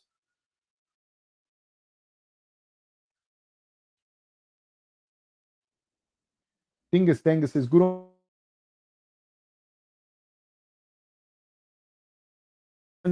you for being honest. Dingus Dangus agreed, sir. Agreed. And time. That's the second round. Man, Norma has landed some fucking pearlers, dude. She's landed some massive shots on Spencer.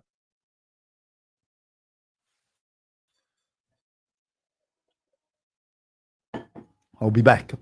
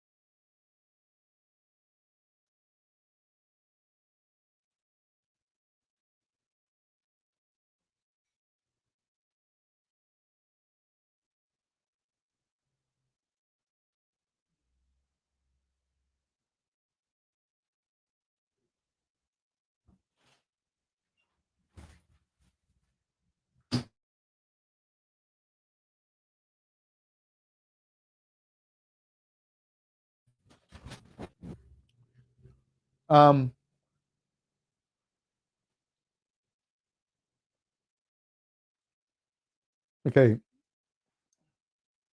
Dumont gets his win. She'll be fighting Nunes next, says Ben. Fuck. Nunes is going to kill her, I think. My opinion. Sorry. No disrespect, Norma. Kenahuna, is it me or do I want more animosity in the sport? Seems like when the fighters got beef, there is some real power getting thrown around. I think there's enough animosity, man. Honestly. Kenahuna says, is it me? Sorry. Ian Mars says, sorry, Tafa. I was watching a Bam Bam interview earlier. Give me a break. It's casual late night racism. Nearly 2 a.m. It's all good, mate. It's all good. I'm sure they think you all look the same to them. To us, it was really, we must all look weird to you, Ian Ma, you monster. You monster. Nah, man. All jokes, Ian Ma. Thank you very much, man. Thank you for joining us and for supporting it because you are one of the keystones of this podcast. Chili Minus says, particularly if you can work with a boxing coach who'll teach you to work your way in properly, building off the jab, etc., so you can more safely box into the clinch. 1000% agreed, Chili Miners.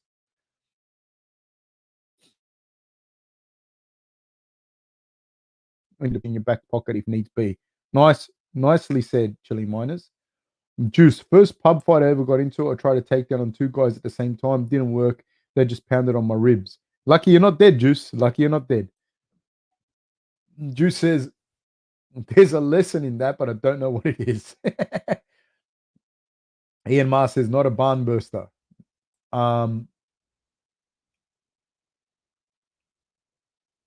Let's see. Ahmed says, I'll just grapple from now on to win my fights. My father and my coach told me you take a ton of damage when you stand and bang in your fights and just earn your way to victory with fight IQ. Mate, this is sound advice. More people should listen to their dads.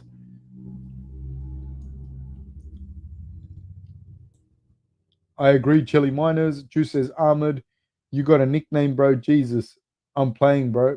I will most definitely do. Dingus Dangus says, remember your grappling will assist your striking, allowing you to set up overhands, etc. Yes, sir. Right now, Spencer has taken Dumont down. She's looking for a can opener. It's up against the cage. I don't know that Spencer's done enough to win this fight. I think Dumont has won this fight clearly. Yeah, Ben, the division is rather shallow, mate.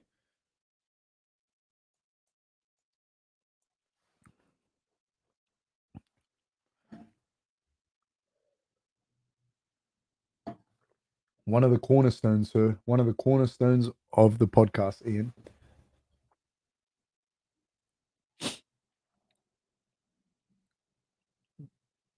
I would assume that she won this fight clearly, Dumont.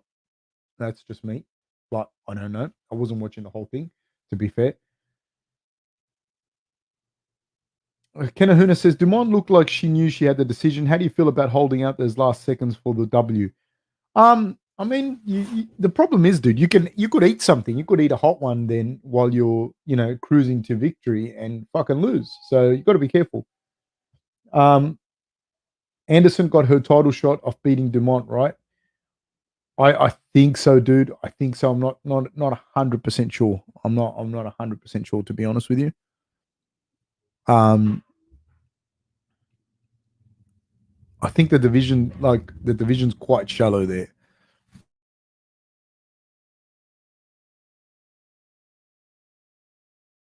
And I don't see a lot of Nunes. And that to be fair, I don't see them being Nunes.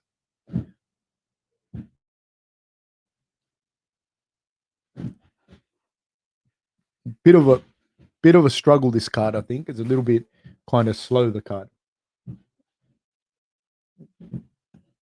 Ian Masters, quite a dollar fair. Took the words out of my mouth. Joseph, in another life, you ended up in the fight game. What would be your nickname? I wouldn't have a nickname, man. I wouldn't have a nickname. Dumont won, clearly. Shelby says, fun fight. I didn't hate it. I didn't hate it. I didn't hate it. That's, I didn't love it, but I didn't hate it. Justin Tafa fight, I think, will be over in the first round. I think Justin Tafa will knock Jared out pretty badly. Beetlejuice says, "Can you please put your PayPal up?" Sure, my bro. I'm pretty sure it's up. Let me check. Hold on.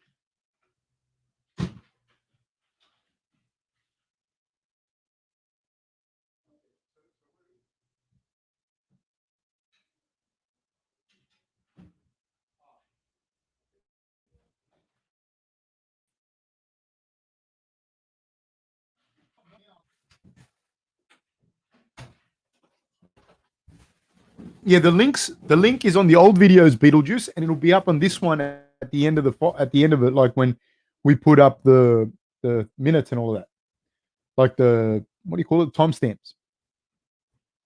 I appreciate that, guys. I appreciate any and all support. It's really, really cool, man. I really, really appreciate it. Hold on, I just want to thank a couple of people as well. I just got to find them. 1 second.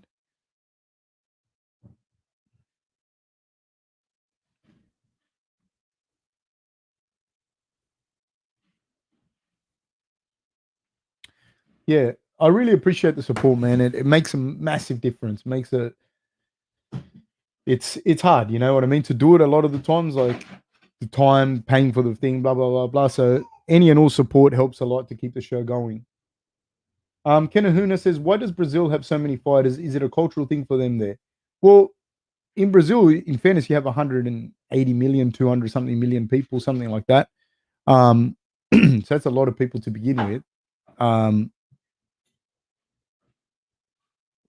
And then martial arts a big part of life down there as well, like, so jiu-jitsu gyms there's a lot of jiu-jitsu gyms there everywhere. Judo's huge in Brazil, boxing's pretty big over there, Muay Thai's pretty big over there. And there's just so many people, and there's certain people, the largest Japanese population outside of Japan. So it's yeah, and just a huge amount of people. And then there's a lot of people living in below poverty, which, fighting is a way out for people, and soccer is a way out for them as well. Just 1 second. I just want to thank a couple of people. I think I just Kenneth Miller. I want to thank Kenneth Miller, champion person that they are. And Gisley, who's on here now. I don't know if I say your name right. Man, thank you so much as well. People that have supported us on PayPal in the last week. Man, thank you so much, man. It makes such a massive difference, and not even just from a financial perspective, just having that support from people behind us matters a lot. It's not the money or the sum of the money necessarily. Just having people supporting helps a lot. Beetlejuice says, "Done. Thanks, bro. I don't want YouTube taxing your donation." Thank you, sir. I appreciate that. You'll see the PayPal at the end, like when the timestamps come up, you'll see the PayPal account. Ian Mars says, "Justin will bam him with a left and a right." Yes, sir, he will. No, Tafa hits very hard. Just random question: do you listen to music whilst doing household chores? Yes, I do, sir. Beetlejuice. Hey Fab, what is judo? Is it is it practical in the real world? It depends. I think in particular, when you have, like, if you wear a jacket, for instance, if you're somewhere cold and you wear a jacket, and yes, judo would be extremely applicable then, because once they grab you and they throw you, dude, it's fucking brutal. Like a judo throw, they use 100% of their weight, of their strength and their body versus 50% of yours, because they throw you as with their hip as a fulcrum. In wrestling, you do as well, but it's different because you're not holding the gi, and the gi gives you extra amount of speed to be able to roll into that. So yeah, it is applicable.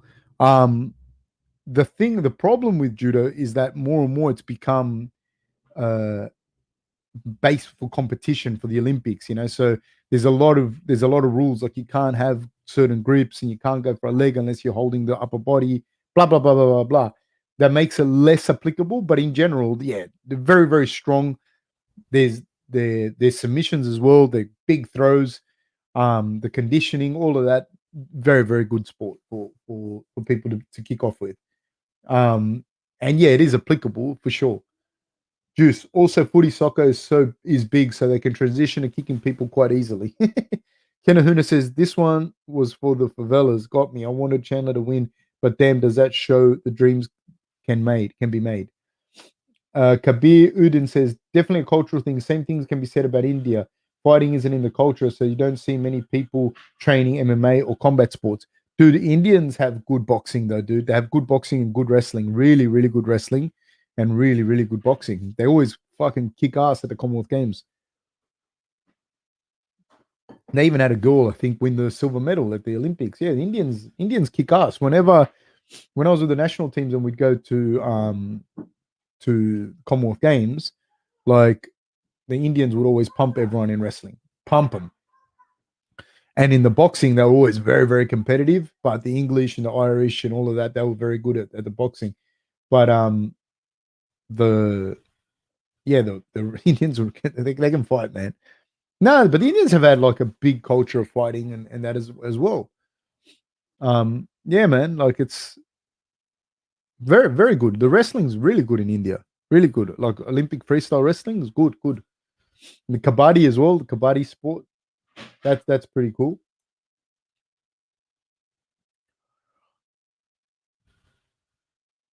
Um,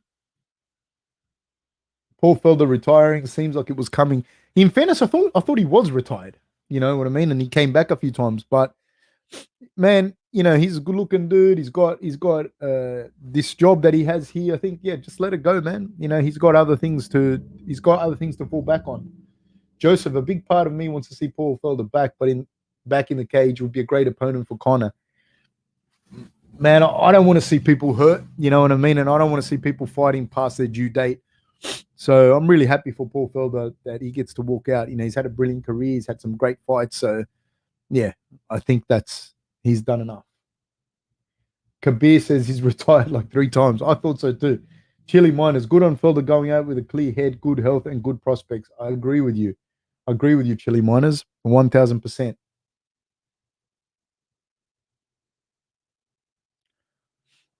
Pretty interesting, man. Yeah, I think he's had some fucking wars, dude. He's had some massive wars. Just a sec. Thank you. He's had some huge wars. I'm not really up for seeing it anymore. There's a point where you have to ask yourself, like, are you going to be beating the top guys? And if so, for how long? He did really well, man.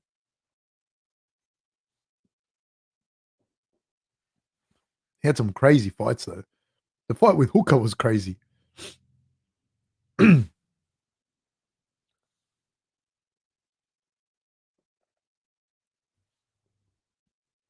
Oh, that spinning, like, kind of forearm thing hit Danny Castillo with.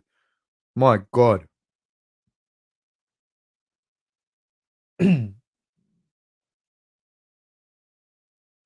Ahmed says Cuban boxing is extremely weird and tricky. A lot of Cuban boxers are great. I sparred with some Cuban boxers, but my goodness, do they fight differently than everyone else? I've been to the Institute of Sport in Havana, the junior one and the senior one, and man, that's their thing. Boxing, combat sports, big thing in Cuba. Joseph Felder versus Barboza was a war. One of my favorite fights. They were crazy, those fights, man. Juice says, isn't there a big fighter in one championship from India fighting for the title against Brandon Vera? Apology is if he's not Indian. Kabir says, yeah, the heavyweight, but he trains out of Canada. A lot of like, is it Punjabi? Sorry if I'm saying it incorrectly. Are in Canada. There's a lot of them in Canada and in Melbourne too, and they're into wrestling and combat and that. And very very good wrestlers, man.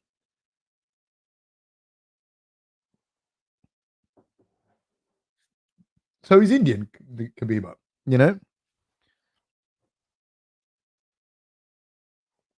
there's a guy. I don't know if it's the same guy, but there was a guy on the Canadian wrestling team in the heavyweight, and he's Canadian.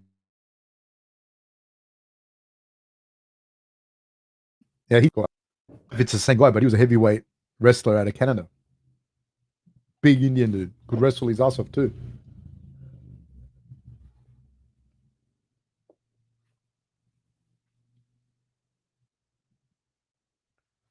Yeah, I spent a bit in Canahuna. I spent a little bit of time in Cuba at the National Institute there.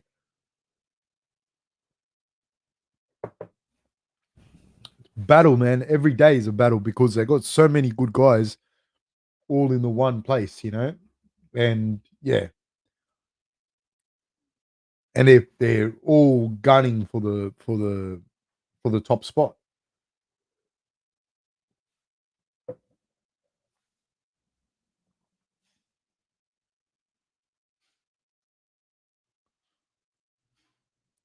I don't see this dude beating Tafa. I just don't see how he beats Tafa.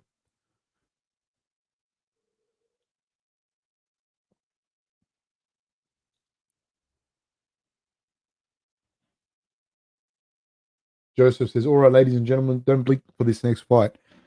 Yeah, I think Tafa wins this fight.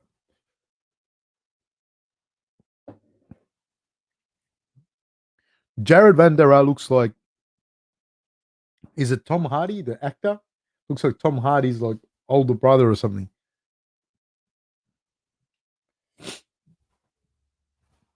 Hardcore, man. Like the really, really lots and lots of talented guys and girls in the Cuban Institute.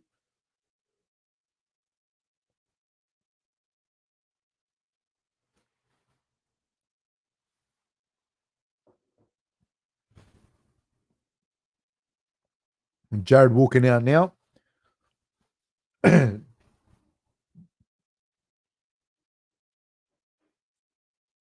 Kabir says, I saw Tafa in a Tiger Muay Thai video.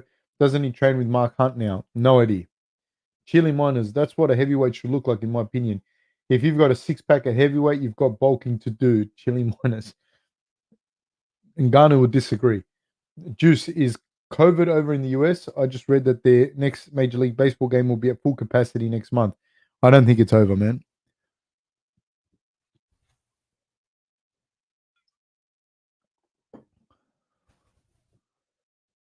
Brazilian Jiu Jitsu black belt.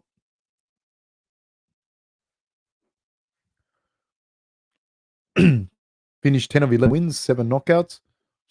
I don't see him beating Tafa, though. I just don't see it.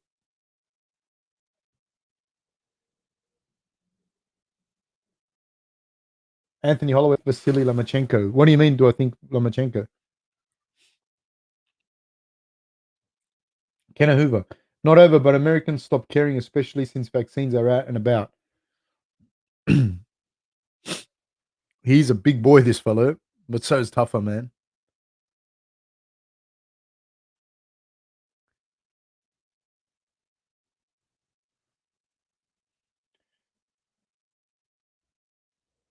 What do you make? What do you think that makes Vasily Lomachenko so different from other boxers? Is just something about him that makes him different from everyone else.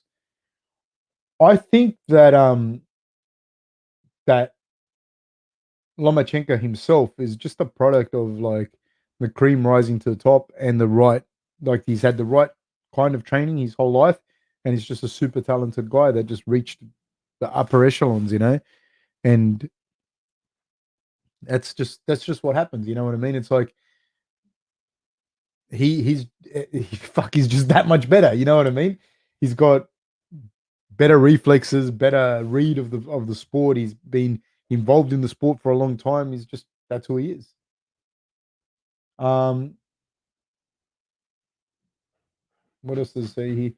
Jared Vanderaa looks like the sloth from the Goonies. Please don't tell him that. I was just joking. That's Joseph said that.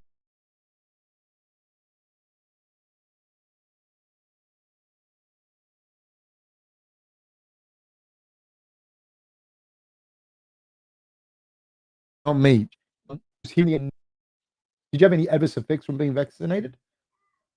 Kenahuna says mask mandates are going away on honor systems in some place if you've got vaccinated. Anthony Holloway says, my apologies. I just sent that first message by accident. All right. All good. All good. Yeah, Justin Tafa's a big dude, man. And he moves well, man. I like the way he moves. He's a serious person, man.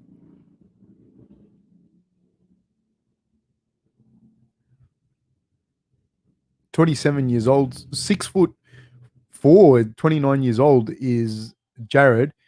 80-inch reach advantage. I don't think that's going to come into play too much with the stand-up because I think Tafa's a much better stand-up. 6 foot for Tafa. They're both huge, man, at 265 right on the limit. 74-inch reach for Tafa. So he's got quite a reach disadvantage. But I don't think that's going to matter. That's not going to matter too much. There's a plus 155 underdog is Jared.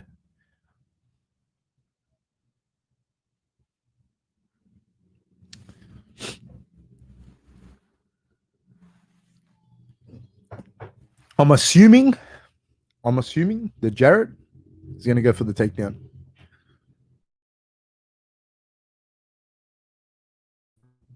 Would assume. Yeah, Rafael Fiziev is fucking good. That's what I think of him, Anthony Holloway. Kenahuna was watching all years of Frank Mir submit Minotauro. That was crazy, that one. Spiral fracture of the humerus of a Kimura, if I'm not mistaken. Okay,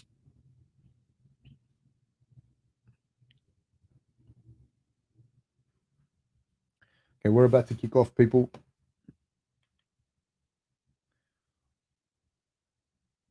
And we're off. They touch gloves. Tafa in the southpaw stance. Jared's a big boy. Goes looking for an outside leg kick on Tafa.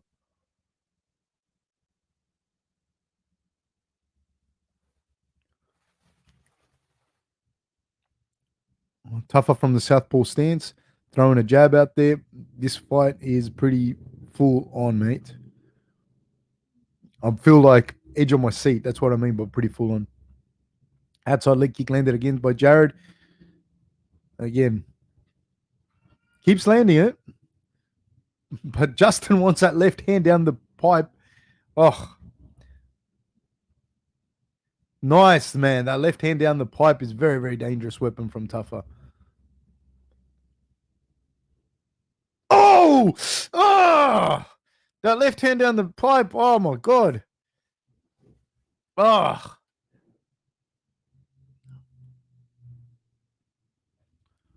He's a big, big man.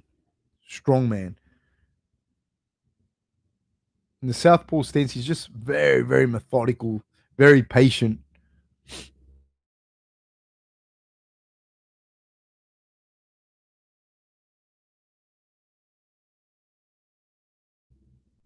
Straight. Oh, it's a jab. And a nice stiff jab then. Goes looking for a left kick. Inside left kick does Tafa. Eats another leg kick by Jared. This exchanges, though, in tight when Tafa hops outside of your lead leg and hops inside that space and throws that left hand. Oh, man, it's super dangerous. Super, super dangerous. And the counter left hand that he has is very, very dangerous. Interesting now. Ooh, nice little knee on the break there by Jared. But I do think Jared needs this fight on the ground. Like, needs it on the ground or bust, my opinion. Oh, hits Tafa with the right hand. Nice little exchange there. Jared. Oh, on the chin. Lead left hand and then a little jab. Oh my God. How did he take those shots?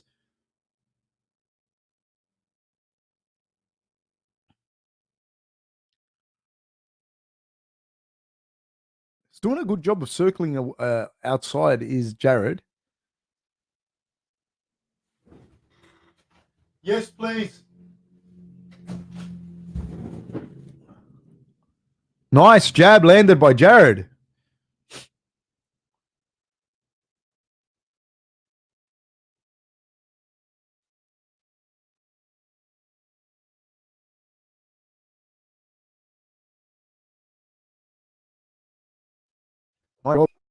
Oh, they exchanged. Nice little exchange there. Tafa's looking for that right hook over the top, kind of like a check hook. But it's more like a sledgehammer when he come. Oh, he swung for the fences with the left hand, and Jared got underneath it and would have taken his head, and Tafa would have been in jail for murder if that had landed. Oh my God. So much force and so much bad intention. Right kick to the body by Jared. Good work. Crawling forward, inching forward, looking for that left hand down the middle. Jared doing a good job of getting his head off the center line and ducking it at the same time. Great work.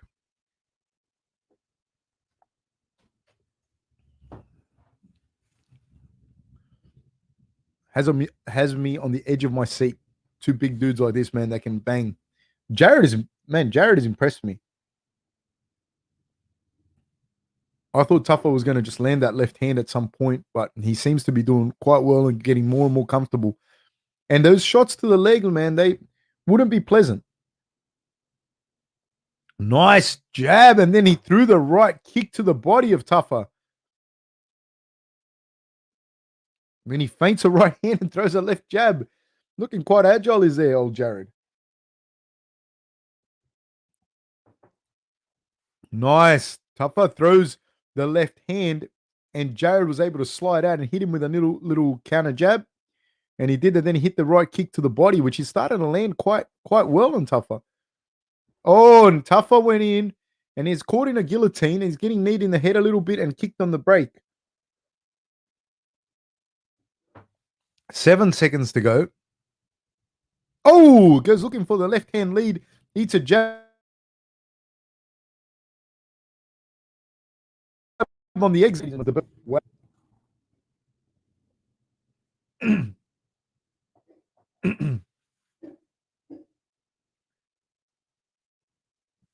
Man, that pretty crazy, man.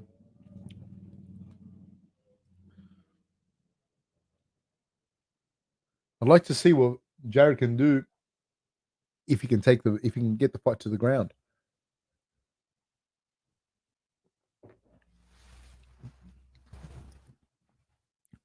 I can't call the fight. I don't know who's winning the fight. I'm just commentating on it. But I'm very, very impressed with Jared's stand-up. Really impressed with it.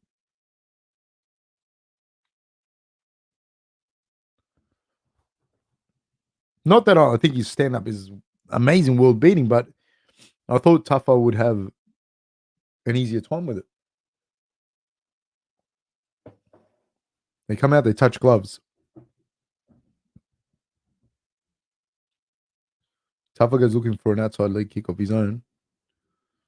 But I think Jared's starting to grow in confidence, and this could be a good thing or a bad thing for him in the stand-up department.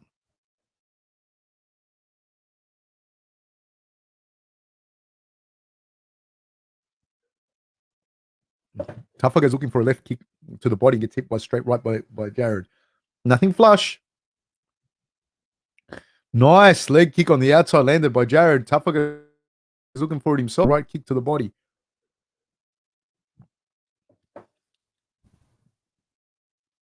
You have to wonder how much. Oh, goes looking for that right head kick. Does Jared?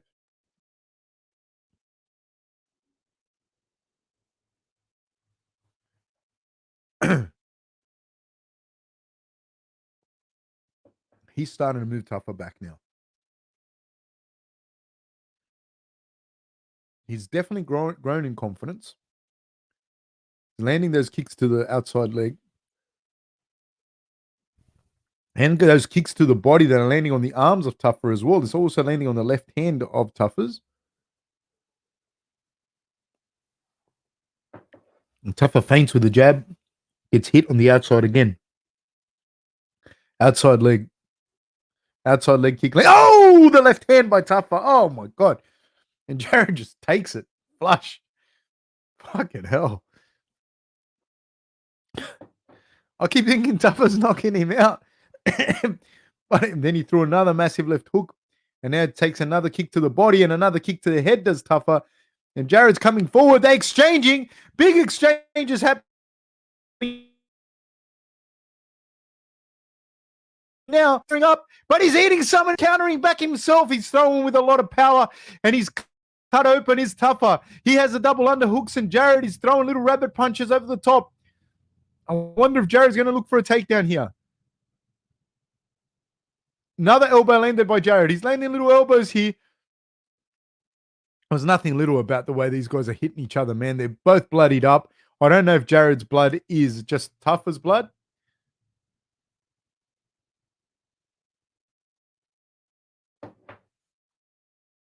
Outside leg kick by Jared.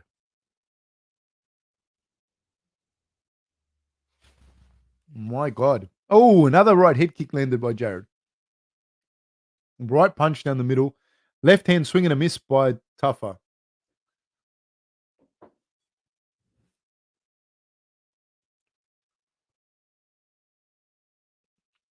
Two minutes to go. My opinion, Jared definitely winning this round thus far.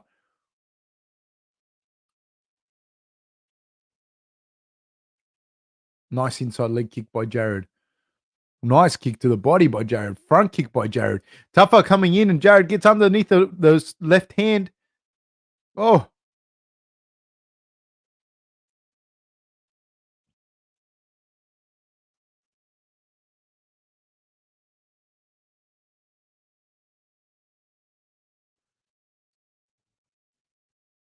Front kick down the middle.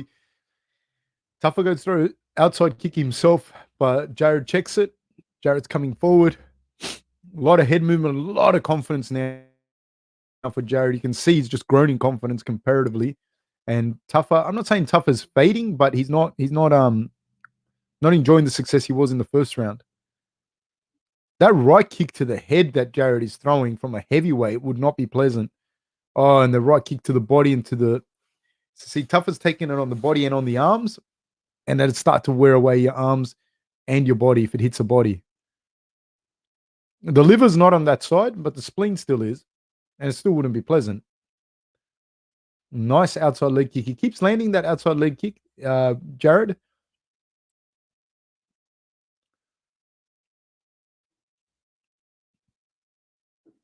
Oh, nice left hand by Tafa, but Jared was able to roll with it. Looked a little bit off balance, did Jared.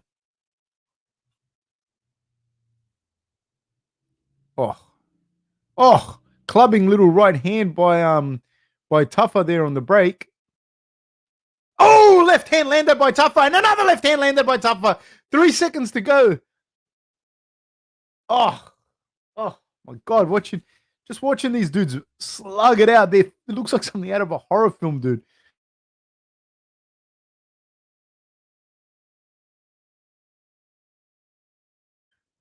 Jared inside of his forehead.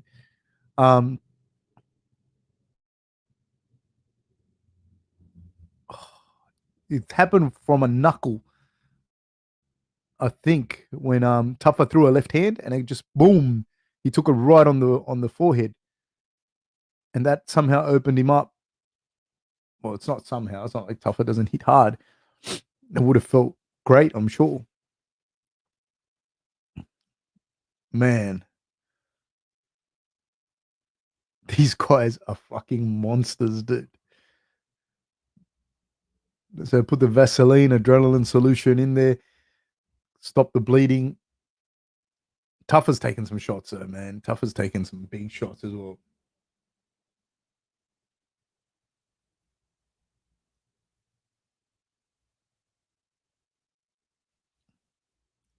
They're about to kick off.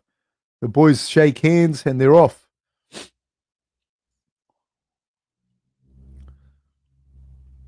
Jared coming forward on Tafa. Oh, Tafa with the left hand down the middle. Oh my God. Oh, a left hand again. Jared goes looking for that kick.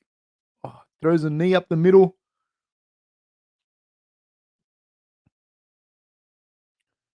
Outside leg kick landed again by Jared.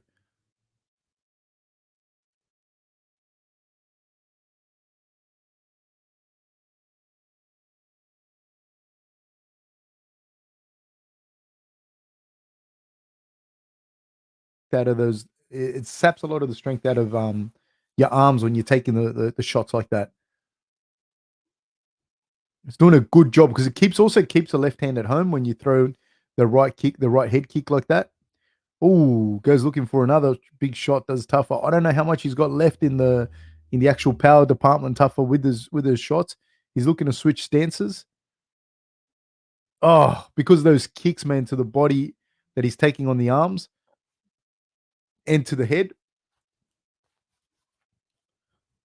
I don't know how much that's affecting his arms.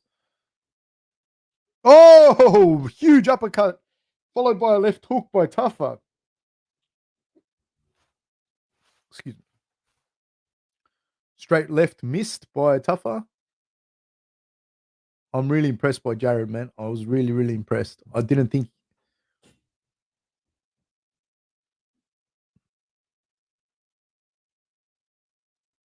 Oh, hit it. Tafa came in with a left hand and Jared hit him with a knee on the way in. Tafa's just hard as they come as well, dude. Oh, teep kick down the middle. I don't know if he hit him low or not.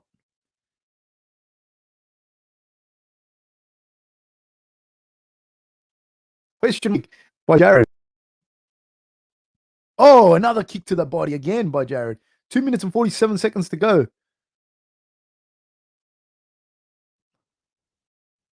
The next kick's coming high, I think. I think the next kick's going to be high. From Jared gets hit straight down the pipe with a left hand by Justin. Jared's got a cinder block of a head, man. Both these guys can take a shot, man.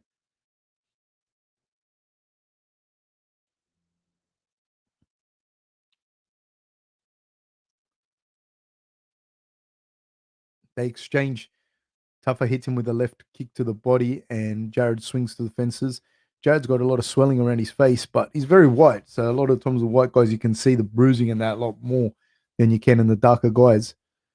So it's not really indicative of how much damage per se it was taken, because he has landed a lot of shots on Tafa as well.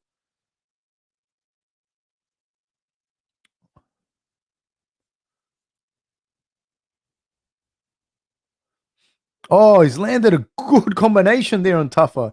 Tafa's got a chin, man.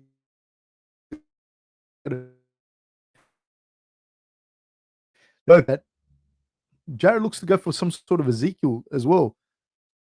So he's got Tafa up against the cage. He's got a nice underhook in there. And he lets Tafa off the cage, which you'd think the best position for him to be would be here on Tafa. Yeah. So he's got a single leg.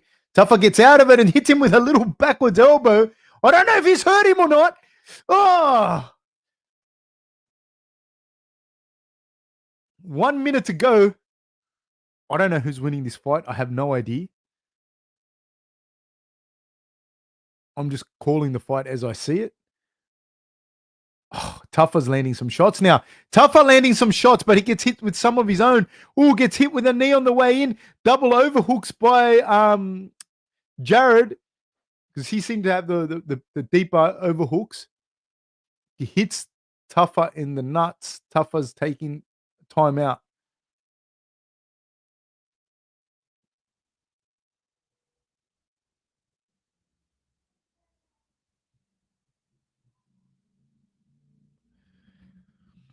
Boom. Looks to have hit Tafa low.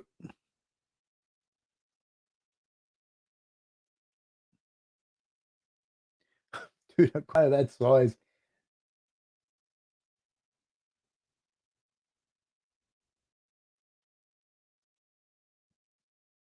Man.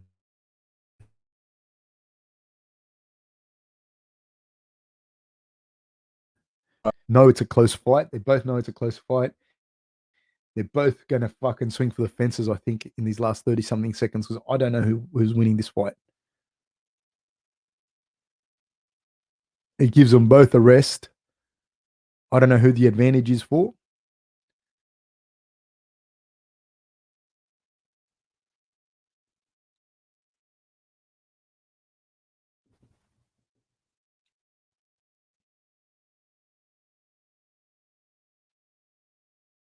Yeah, it's fight of the night thus far, for sure, at this point. Oh, 30 seconds to go. Oh my God. Again to the body does Jared. Tafa coming forward. 20 seconds to go. Gets hit on the way in by a flurry from Jared. Does Tafa. Tafa fainting. 12 seconds to go. Both guys hitting each other fucking in the pocket. This is insane, especially at heavyweight. They're just swinging for the fences in the middle of the octagon. 3, 2, 1, time. Oh my God. Fuck. These guys, man, can take a shot. I have no idea who won that horror film that I just witnessed then. I did not think that Jared had that chin on him. I did not think that. Juice says, can your offhand truly ever be as good as your dominant hand in throwing a punch?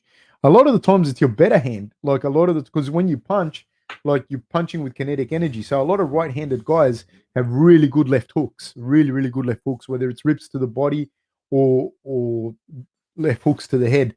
And a lot of that is because as you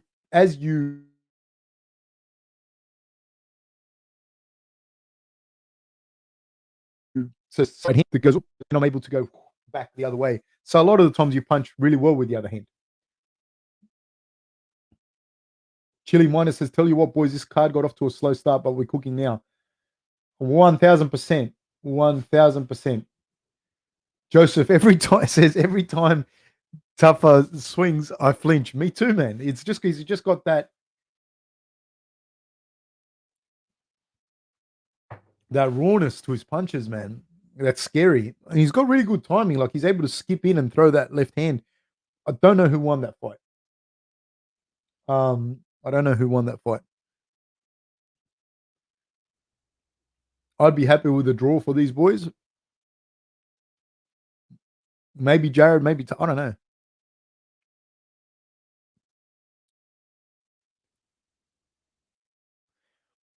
That's fair. I can see that.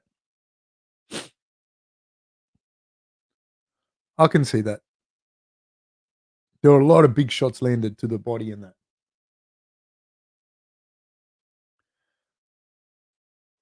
That was a fucking crazy fight.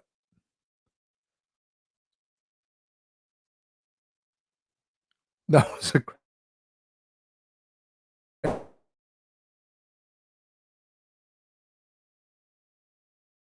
easy fight. Margaret, Rob McKinsey says Margaret River in the West Fab, good surfing, just have to dodge the sharks dropping in. Margaret River's amazing surfing, eh? But it is quite sharky from what I hear. So you're a frontier man. I'm just trying to go back and answer some questions here. That is the Samoan flag.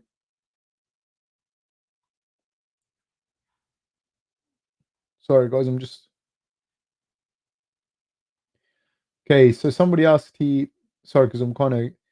Is footwork? Kenahuna says, is footwork a big thing for heavyweights other than like Stipe and maybe Ngannou? Ngannou doesn't have the best footwork at heavyweight or any weight. But yeah, man, footwork's always their footwork's a little different because they're bigger guys, so they're not going to be like super light on their feet and able to move around. But it's still super important, especially in heavyweight, dude, because you do not want to get hit off these massive guys. You can't take. That's why you see so many knockouts at heavyweight. And anywhere they hit you is going to hurt you and do some damage.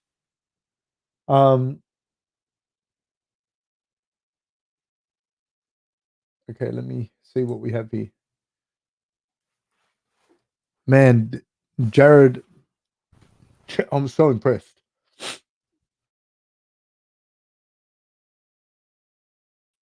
And took shots, so many shots there, man. I'm really, I don't even know how he survived those shots. But those kicks to the body that he was landing on Tafa and the kicks to the head were good. But Tafa is tough, man. I don't even understand how he took that damage, man. They both landed such crazy shots on each other, man. I haven't seen a heavyweight fight like that in a long time because they just don't have the the like. There's a smaller margin for error. Juice says, speaking of footwork, do you have a specific footwork drills like ladders and that? You can, like, I mean, I'm not a striking coach. You know what I mean? Like, I'm not a striking coach, so I don't generally give people. But yeah, you do a lot of ladder work. You do a lot of different footwork drills for sure. 1,000,000,000%, 100%.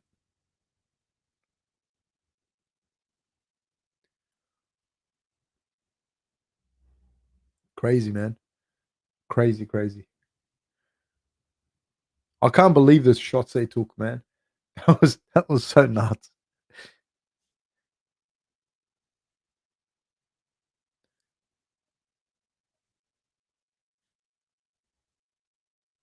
He just took so many shots, man. And the other dude as well. And that heavyweight too. Jan versus Esparza. It's gonna be interesting. Jan always throws a kick to start off with. Watch her, she'll throw a kick. And Esparza, she just wrestles and wrestles and wrestles and wrestles. She's got her stand up has gotten better, but that's her thing, you know? So it's going to be interesting. Ahmed says heavyweights battling out is probably the best thing ever. It's insane because when you watch it, it's like even if you don't know anything about surfing,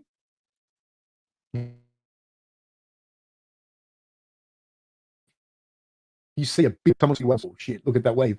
And with the heavyweights, it's the same thing. Even if you know, even if you don't know anything about fighting, and you see two massive dudes like that banging it out, you know that whatever's happening in there is super dangerous.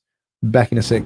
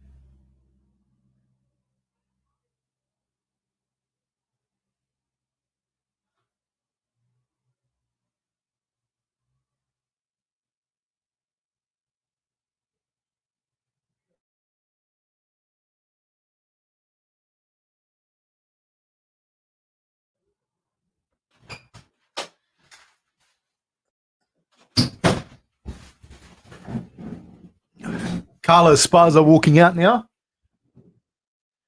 Um, Juice says, you see it in basketball when they talk about big guys with good footwork. Dirk Nowitzki played soccer before basketball, and he said that's what made his footwork so good. Um, yeah, I mean, a lot of times people say that, but then you probably have soccer players that played basketball first and say that the opposite. Um, I think Dirk is probably a dude that would have just paid attention to detail regardless and would have had footwork. It's hard because when people say that, you don't like, you hear that. I remember watching this guy played for the New York Knicks. He's passed away, and he said like he didn't believe in the genetic code. He just believed in hard work, and he was like 6'8", 208, 240 pounds ripped to shreds, you know, and like just because they say that, it doesn't make it true. I think though, when you do see someone like Dirk Nowitzki and you see the way that he his footwork was, like, yeah, it makes a massive fucking difference. Huge. Ahmed says, I was so impressed by Stipe's chin against Francis Ngannou in the second fight.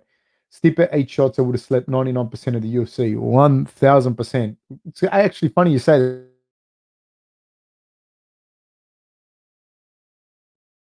Not enough will give that credit. The end result. Chili miners, a big thing at heavyweight is energy management too. You can't be Wonder Boy at heavyweight because all that hopping will tire you out fast with all that weight on you. 1000% agreed. I don't know what there's an equation like after like each kilogram that you are that you're heavier, like how much more gravity affects you or whatnot. Is something like that. I'm not good at physics, but I remember that it's true. That's why you don't see 150 kilo gymnasts. Cyril Gani played basketball before starting in Muay Thai. The other thing is a lot of those guys like Travis Brown, a lot of those heavyweight guys, like they play a sport, you know, that requires you to be a big, strong guy, blah, blah, blah. And when you get to a certain level, there's a lot of guys at that, you know, that are big, strong, maybe play rugby league. But when you take that guy out of rugby league or NFL or basketball or whatever, and you put him like say you were you if you made the NBA, if you just made the NBA, the chance of you making the NBA are fucking 1 in however many million. There's very, very small chance of you making the NBA. You being that level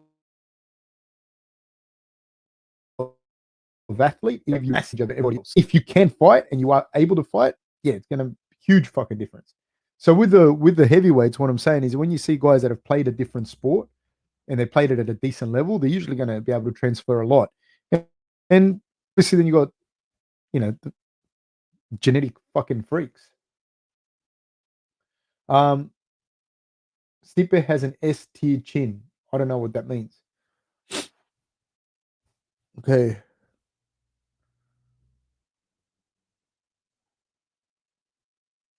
I don't know how this fight's going to go because if Carla always looks tiny, and if she can't take her down and hold her down, then I see the other girl beating her up.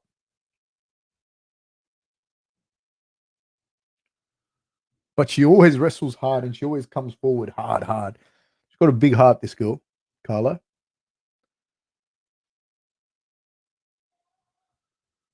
But I've seen her get pieced up as well. The Hungarian hustler says, I'm back, fellas. 6 kilometers down on the treadie this morning.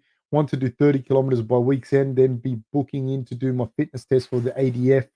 So pumped. Have a good day, people. Let's go, Font. Man, I'm glad that you're back here. I'm glad you're doing your training and so happy to hear that you're, you know, working towards something that you want to do. So good on you, mate. Good on you, Hungarian hustler. Thanks for coming back on the channel too.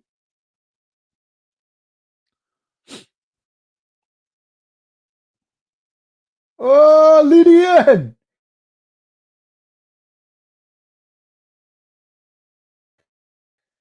Come on, bro. Hey, Guy on the thing. This guy, man, thank you so much. Thank you for the donation, man, and I really appreciate it. Says, what's up? Nice to be able to catch you live for once. Thanks for the commentary. No, thank you, sir. Thank you for putting the show. Man, hey, if anyone has tickets, man, and they want to get rid of them for Israel versus Vittori, hit this man up. He's after tickets, man. So if anyone, you know, bought too many tickets or whatever it is may be, let me know and I will let Lydia know or just let him know here on the live chat. This guy's a champion, man. He organizes everything on Reddit. He does everything like he's such a fucking champion. So thank you so much, man. Thank you so much, Lydian, for that. I really appreciate it. And Carla looks pissed, says Ian Ma. Yes, she does. Juice says, marry me, Lydian. If Lydian's marrying anyone, it's me, not you, sir. Not you. Nah, champion, man. This guy's a champion. Okay, people, we're about to kick off. Thank you so much, guys. Please hit the notification, like, and subscribe to the channel. Yan looking angry. Yan's already got a black eye. And we're off. Carla looks the weight division below. Yan comes forward and Carla hits her with a blast double.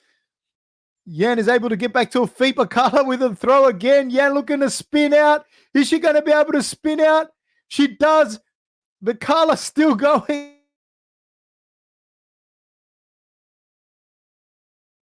Like a fudgy. Yan, stop, which is the worst thing that could have happened for Yan. Like, that's, people asking, what do you do? Blah, blah, blah, blah. When they get you to stop, that's it. If she had gotten up again from that, it would have been hard for Carla because the amount of energy that you spend taking someone down is insane. It's fucking insane. So this is a bad position because Carla has taken it down, gotten side control, and now Carla's able to rest somewhat. Yes, they do both look pissed, Alexandre.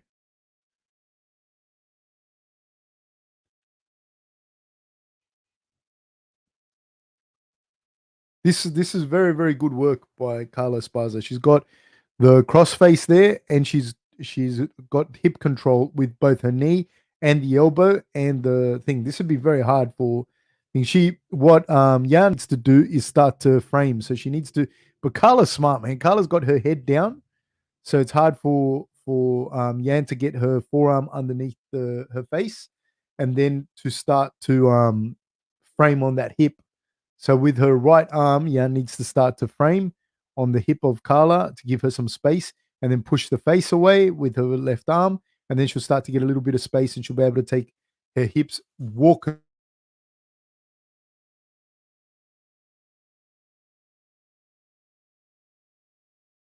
legs away, get hips to work like the triangles and all that from that position. On someone that's that much better grappler than you is not going to work. She finally did get her back into half guard. But half guard is cool, very comfortable for Carla here. Basically, half guard is a Turk ride, and from here you get that underhook, the left arm underhook, which Carla has that underhook, and when she doesn't have it, she comes further down the hip, so she still has the control. Yan did a good job of pushing her back into the guard, but Carla keeps just smashing through the guard and gets the side control. Interesting, her use of side control too. Nice. I like to see this. I like to see those knees to the arms of your opponent if you have them in that position, and to the body. It just starts to wear the person down, and you want to wear the arms out of a striker. The grappling like this is starting to wear her out, anyways. The question is, can Carla do this for 3 rounds? What happens if she can't and Yan starts to take off? I don't know.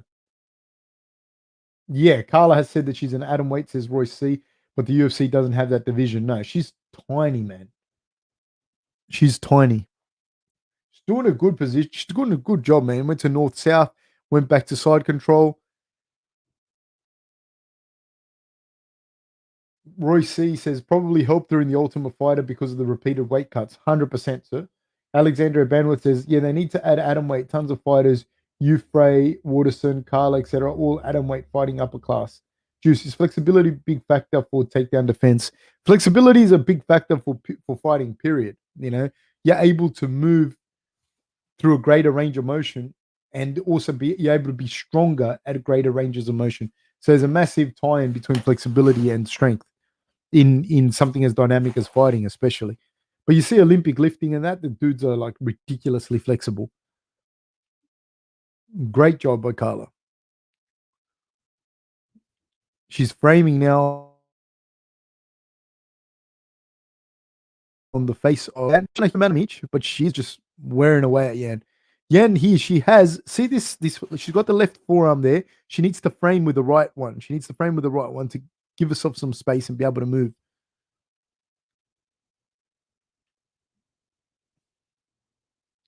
Carla goes looking for a Kimura here. Now she's looking for an armbar. She's going to look to go for an armbar. There's 23 seconds to go. She's dropping in for the armbar. Yan knows what's happening, though. She's landing. Now, some of these shots are going to start to damage you. 9 seconds to go. Nice big elbows. Nice work. Nice work by Carla. Nice work. Those shots hurt. Those shots would have hurt bad, man. Busted Yan up.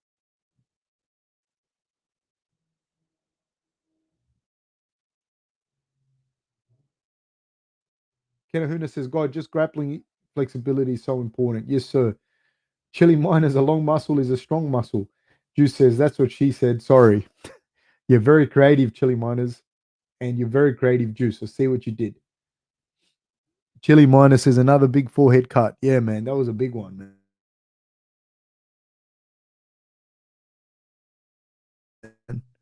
Those were funny.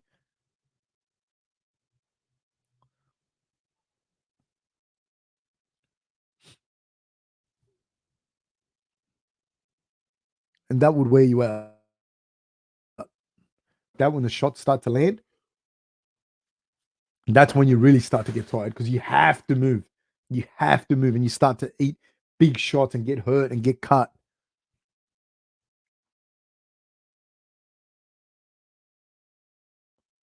The shot. Boom.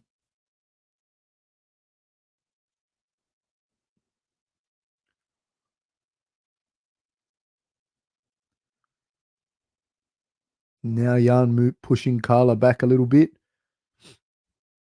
Ooh, there's a kick that she throws at the start. I told you she throws a kick at the start. But on the feet, Jan looks to move so much better than Carla.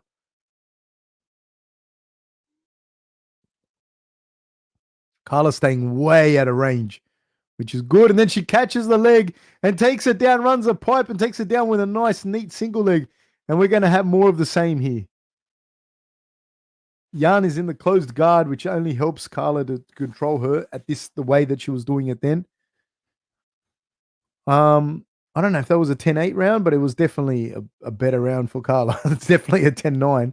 Up kicks from Jan, big punches. She's passing the guard. Is Carla? She's in the Turk ride half guard, as you'd want to call it. She's doing a good job pressuring with the hips.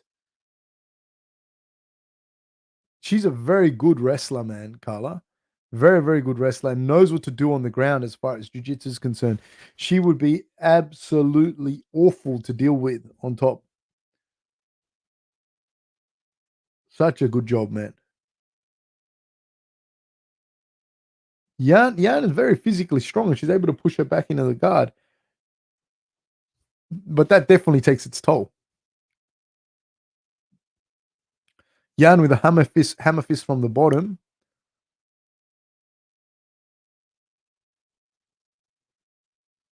Juice, do you think a fight should be stopped because of a cut? In rugby, they just wrap players back up.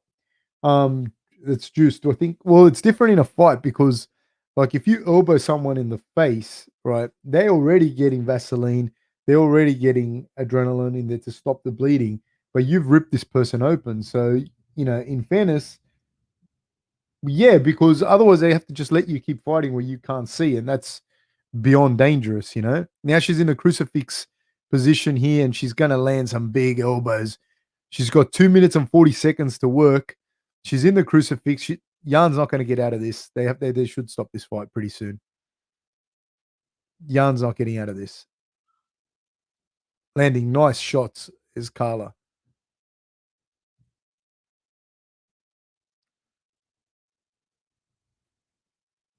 No, Jan's not getting out of this. Crucifix awful, dude. The one saving grace is she's landing a lot of the shots on the forehead. Then she's not really landing them on the nose or in the chin or whatever. But yeah, that's fight's over. She took a massive beating then. Fuck. So yeah, no, I think you can't wrap a person up because like the whole point is for you to do damage. And if you've cut someone open, then ultimately they're putting something on there and saying, hey man, keep going. It's kind of like, well, you worked to do that damage. Alexandre Banworth says, I reckon you have to if it's bad enough. Doctor's discretion, but you can't have a fighter risk their lives. Yeah, like when you get cut, like here, anywhere here or there, watch the Stitch Duran podcast. He was on my podcast. If you get cut anywhere there, dude, like you one, it doesn't stop bleeding and you can't see. You literally can't see. And once you can't see, man, you can't see what's coming. You can't see when people land shots on you or anything like that. It really, really hurts you, So no, I don't think I think they should stop it. We're going to have Rob Font versus Cody Garbrandt coming up next. The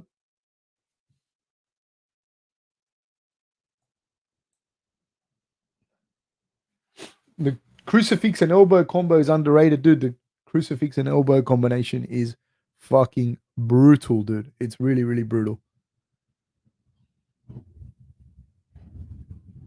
Oh, man, she beat her up bad.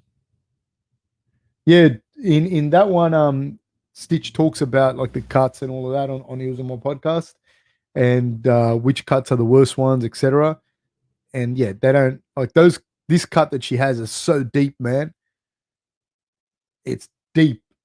That one, that wasn't going to stop bleeding. But not only that, it wasn't just the cut. It was the fact that she was stuck in the crucifix, and it was just shots. What's wrong with the ref? I was going to say, like, dude, yeah, it wasn't going to stop bleeding, and she was just going to take a massive beating there.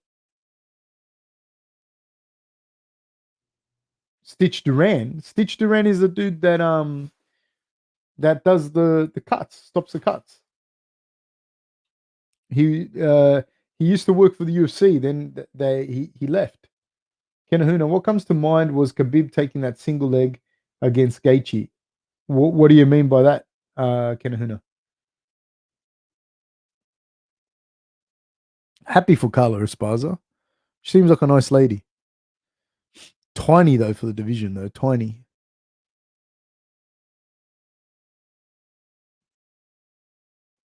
Lydian 84. What are the escapes for a crucifix like that, other than just trying to explode out? Oh, fuck, man. The problem is you've gotten yourself into a really gnarly position. There are ways you can buck and get your arm back in. You have to get your elbow back in from the point of the knees, like the knees of them. So you have to start getting your elbow out, and then you can start to move from there. But it's very hard, man. Very, very hard, especially when there's strikes. You know what I mean? When there's strikes in there, fucking hard, man. You can try and roll, some people can. It's very hard though. It's not really going to happen. Like I said before in a different podcast, like when somebody has passed your guard, beat you up, isolated both your arms, they're a lot of steps in front of you, Nah, man, Alexandre Font can grapple too, man. Oh, is Font a wrestler or striker? Says Juice. He's a boxer, mainly a boxer. So you're right, Alexandre. He's a boxer, yeah, but he does have good grappling. Kenahuna is throwing leg kicks against a wrestler, not a smart move to do. It just depends on how you set up your kicks, man. Because you can throw leg kicks, you can throw head kicks against a wrestler. Front kicks are great. Front snap kicks, not so much a teep, but the front snap kick is a very good move against a wrestler. But it's just how you do it. Kabir says that's a scar for sure, eh? 1000% that's a bad scar.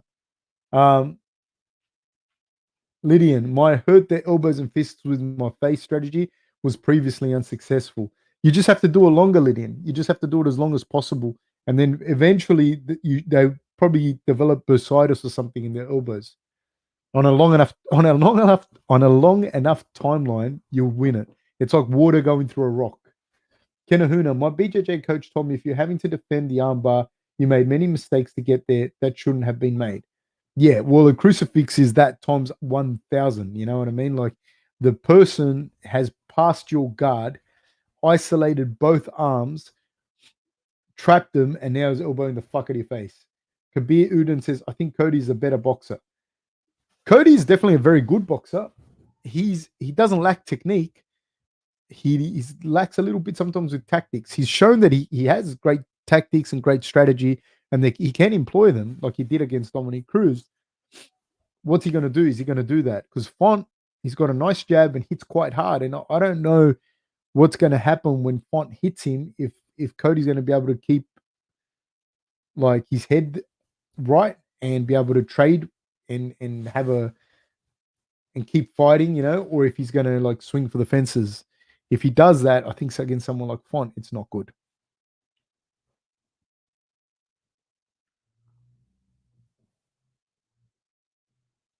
But I'm really looking forward to that fight. The Cody Garbrandt and Rob Font fight.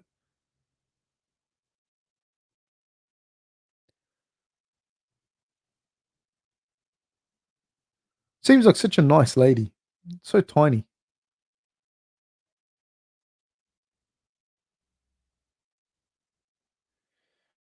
Alexandra Bandwidth says Cody's super fast. Put on a masterclass against Dom, but Cody just sees red when he gets hurt. And that's exactly what I mean. Like, I don't know. And he's a guy that can fight at flyweight. That's another thing you got to remember. Like, he's not a massively big guy. So, you know, that says something as well. You know what I mean?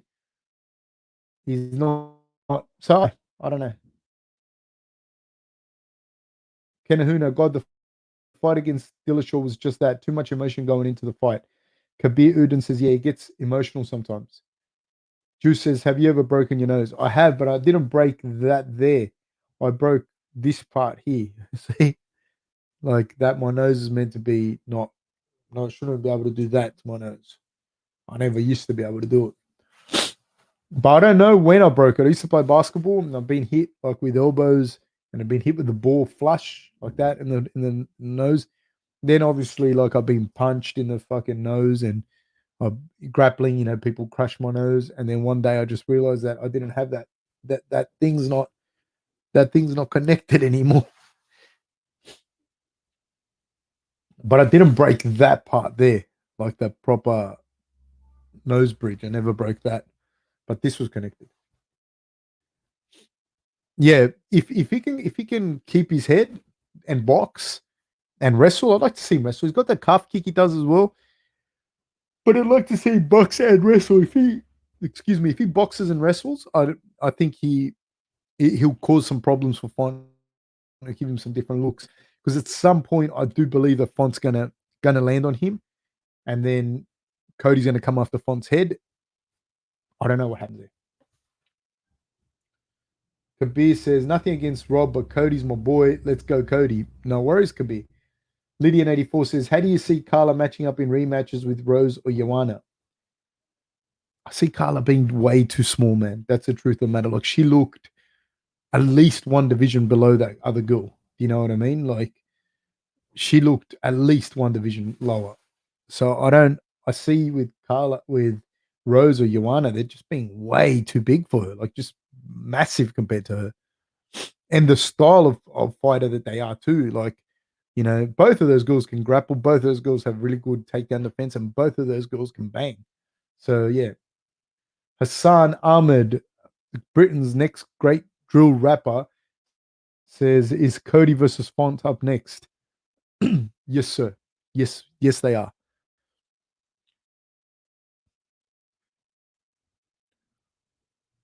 Interesting fight.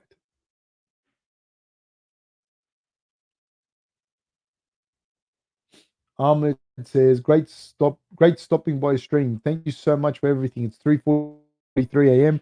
I got to get some rest. See ya. Have a good day. May Allah bless you all and of all your loved ones. Take care. Stay safe. See you later. Man, thank you so much, sir. Thank you for coming by. Please like, subscribe, hit the notification bell, tell all your friends. Thank you so much, my friend. And may Allah bless you as well, my friend. Hassan Ahmed, may Allah bless you too, bro. Get some rest, my man. Yes, for sure. Lydian84, she beat Rose the first time with wrestling, but I think Rose was only a fraction of the fighter she is now. Yeah, I don't see her beating Rose today. You know what I mean? Like, I see it being, like I said, just a bit of a mismatch. If anything, I think Rose is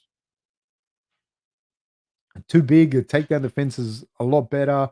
She's beaten some crazy girls. You know what I mean? Alexandre Benworth says, likewise, Ahmed, enjoy. I like that people say, hey, man, I'm going, and everyone says goodbye to him. So I like that. That's so cool. That's very cool. Let's see what we have here, guys, in this fight. Pretty crazy fight, man.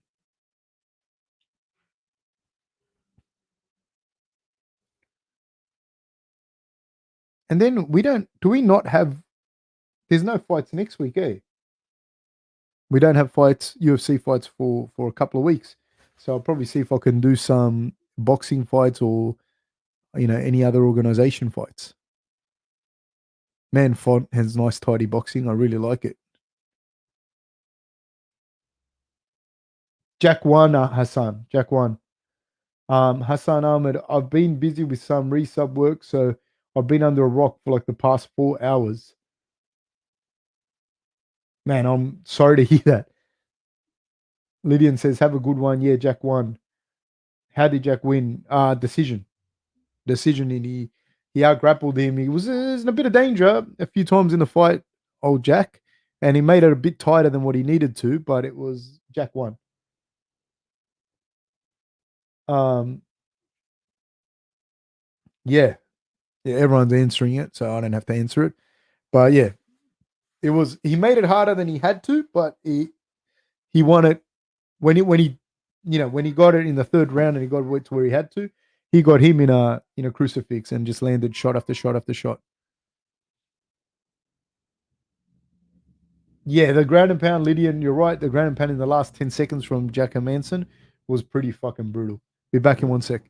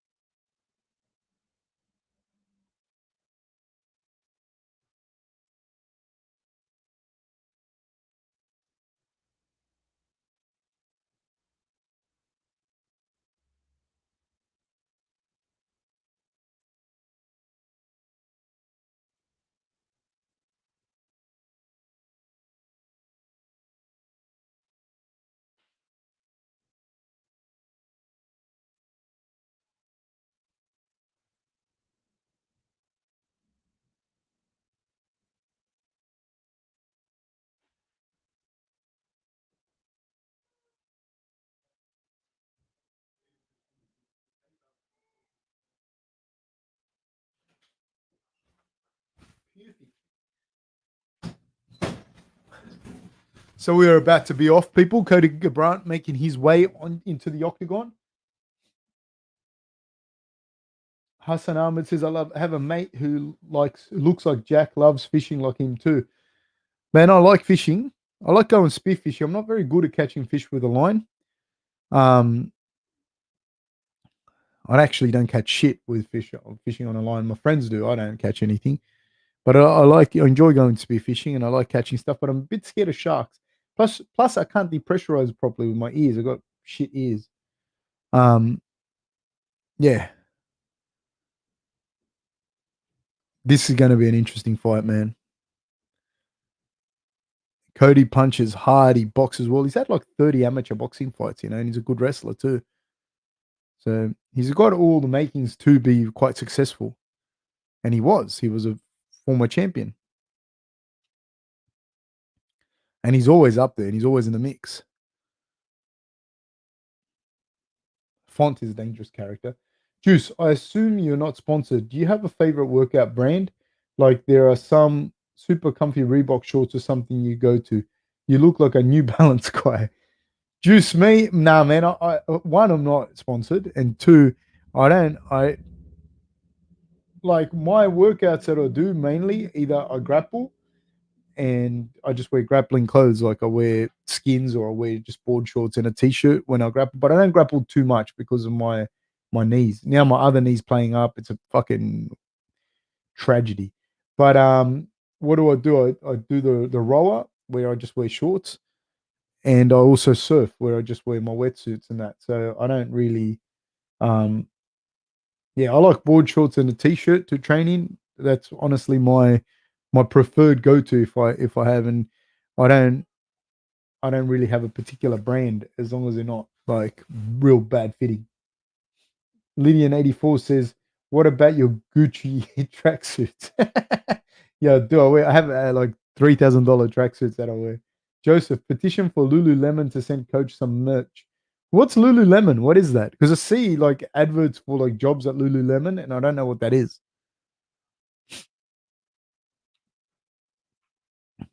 Rob Font. He's looking super focused. I like this guy, man. I like the way he fights and that.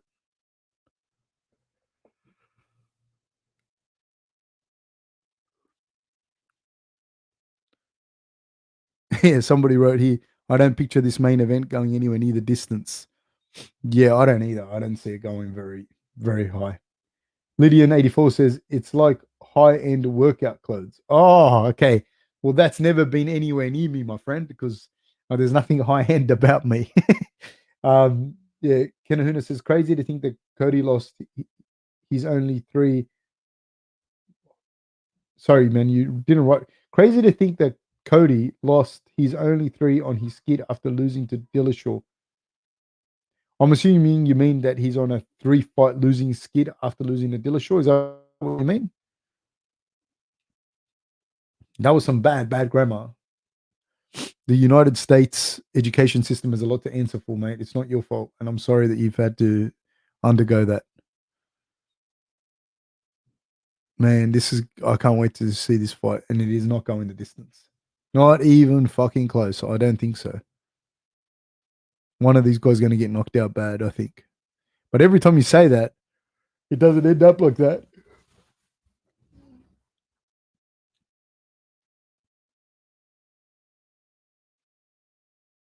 Kenahuna says the US education system is a sham. It's not your fault, mate. It's not your fault.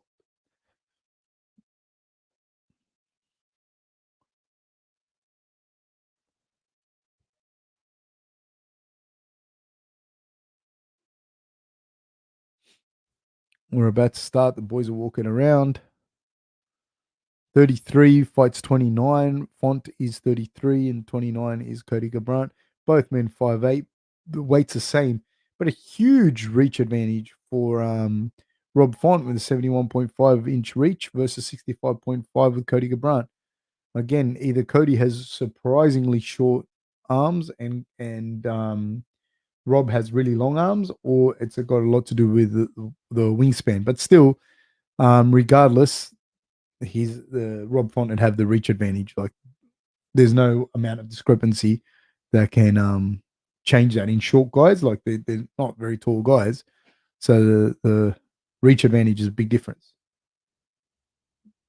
Lydian84 says, when you look back at the Dillashaw Garbrandt fights after seeing Dillashaw getting busted for EPO, do you think that should be considered at all when talking about those losses for Cody? Honestly, man, when people get done cheating like that, like the person that lost to him should get whatever they got from winning. You know what I mean? Because it sends you in one trajectory and it sends them in another one. And so the sport, this is just me talking here, my opinion. Like, the sport doesn't come nowhere near as hard enough. So Dillashaw got suspended, whatever, but like, the guy that loses to him, he gets knocked the fuck out, goes all the way down the rankings. It affects his family, it affects everything, blah, blah, blah, blah. So in my opinion, man, when you lose like that to someone and that guy wins and makes his career off you, man, that person should be gone. Like, and you should get everything that they got. You know what I mean? So yeah, it's just sad when that happens. Caleb Smith says Font looks a little shook. Don't read too much into that stuff, man. Honestly, don't read too much stuff into it. People act different. People look different. Don't read too much into it unless you see someone shaking in the corner, completely scared, telling their coaches that they want to go. You can say all that, still has no correlation how you're going to fight. Alexandre Banwith says, yeah, they did Mark Hunt dirty after the Brock Lesnar debacle. Yeah, 100%. Lydian84 says that makes sense. Yeah, to me, man, I see that too much. Like, two guys fight, one guy loses, and he goes off into the ether or fights, goes 3-2 in his next 5 fights just because, you're fighting tough dudes. And this other guy won that fight. His next fight was for the title. He won the title and defended it. And the pay discrepancy between those two people went like this: one high, one low.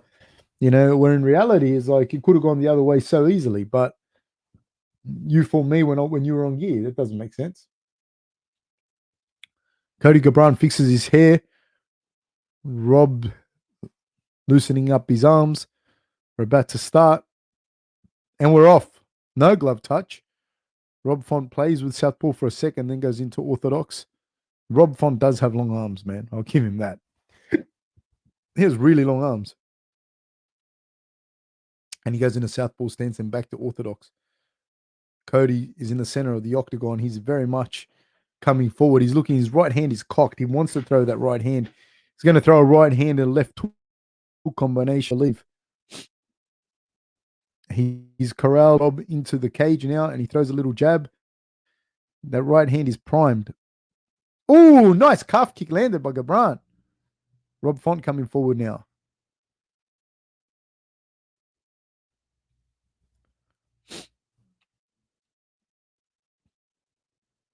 Jab by Rob Font. Cody Garbrandt is looking for a right high kick.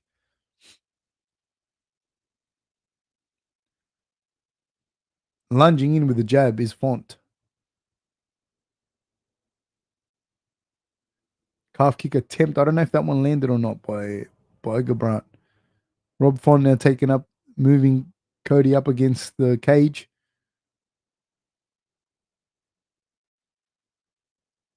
Cody just out of reach. He's doing a really good job moving his feet out of the way. That's something that people are asking before. Like, you have to move your feet out of the way to avoid getting hit. Ooh, now Rob hits him with the jab. Now I wonder if Rob starts to get his range.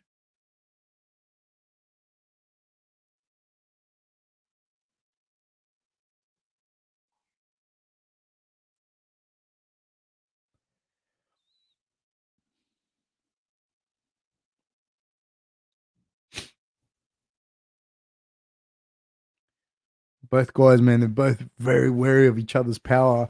Obviously have a lot of respect for each other's boxing. Juice says, when I'm at the club, I'll only check out women's arm length to make sure that his future child has good arm length. Oh, nice exchange in there. Rob Font goes looking for a knee down the middle, and Garbrandt hits with a left-right to get out of there. Nothing landed flush by either guy.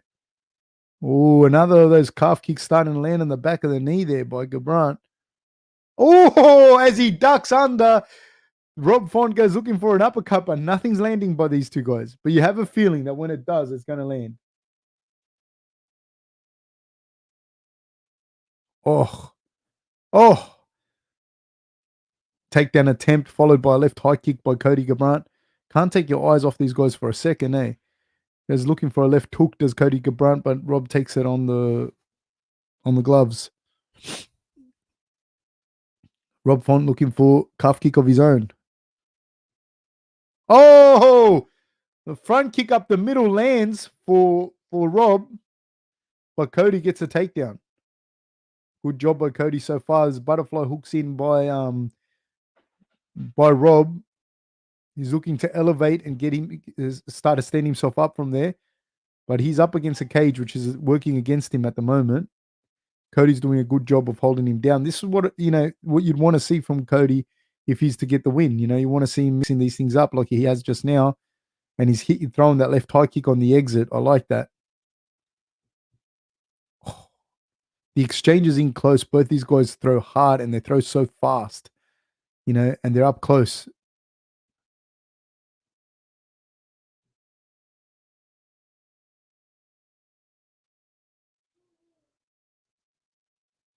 Oh, right hand landed by Font. Cody waves him in. Oh, another right hand lands by Font. Cody with another takedown. Really interesting. Really, really interesting. Full guard now by Font.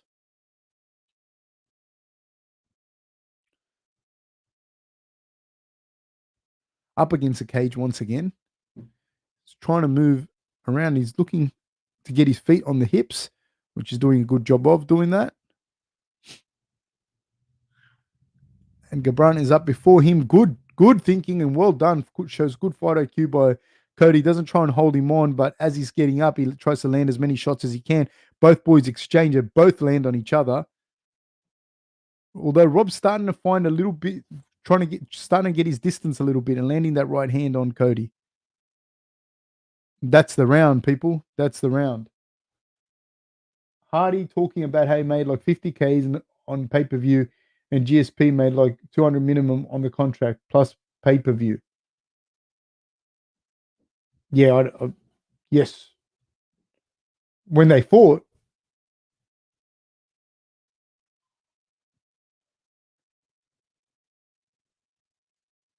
Kenahuna says, those Cody ducks remind me of Sun Sale fight. Man, I see that he's gotten hit twice already with that right hand. But he's taken Font down. But look at this. Boom, boom. Those shots there that are landing for Font are, scary for Garbrandt there. Garbrandt's done a good job of taking him down.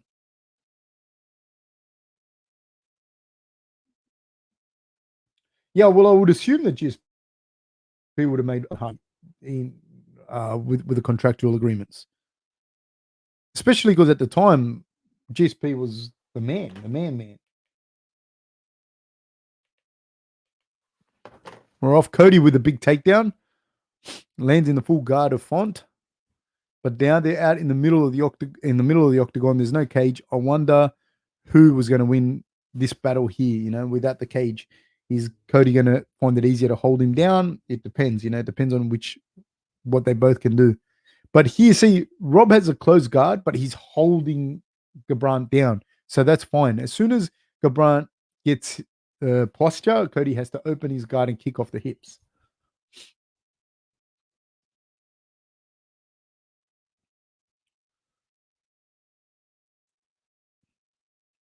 Font's displaying a pretty good guard too.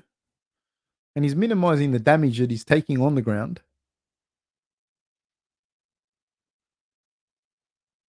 Cody's kind of sitting on that leg in a Turk ride, in a modified Turk ride. Oh, it goes for an omoplata, but Cody jumps out of it.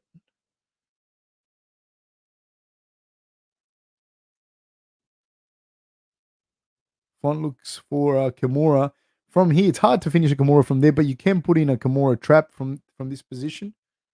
If you can get that right foot out and put it on Cody's hip, that's what Cody's defending there. So Font wants to put that right foot onto the hip of Cody. So this is interesting because from there he can get his back. He can take Cody's back. I don't think he's going to finish Cody like that. So he's going to try and get that right foot. He's going for a Kimura trap here. But Cody's smart, man. He's smart onto it. Oh, yes, there it is. Well done by Rob Font, and he gets out of it. He didn't take Cody's back, but he got out of that position.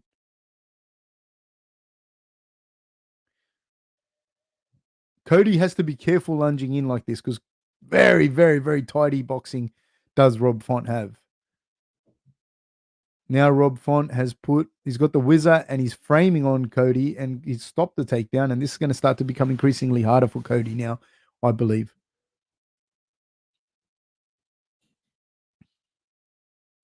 Nice stiff jab landed by Rob Font.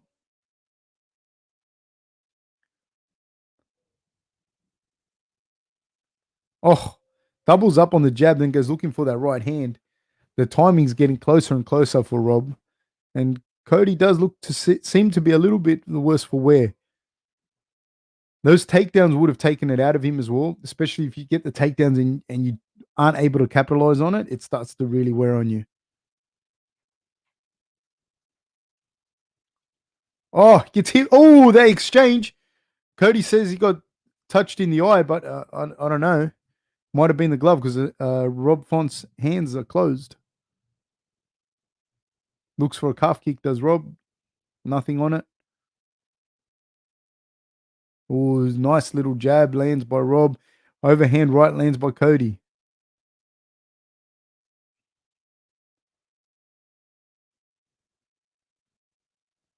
Rob's coming forward, lands a jab again. Oh, nice uppercut on the way in, landed by Rob Font. Rob's looking for the 1-2, but Cody's just outside of his range. Doubles up on the jab, does Rob, but it's not landing them on Cody yet. They clinch. Rob throws a knee. Now a little elbow on the inside by Rob. 1 minute to go in this second round.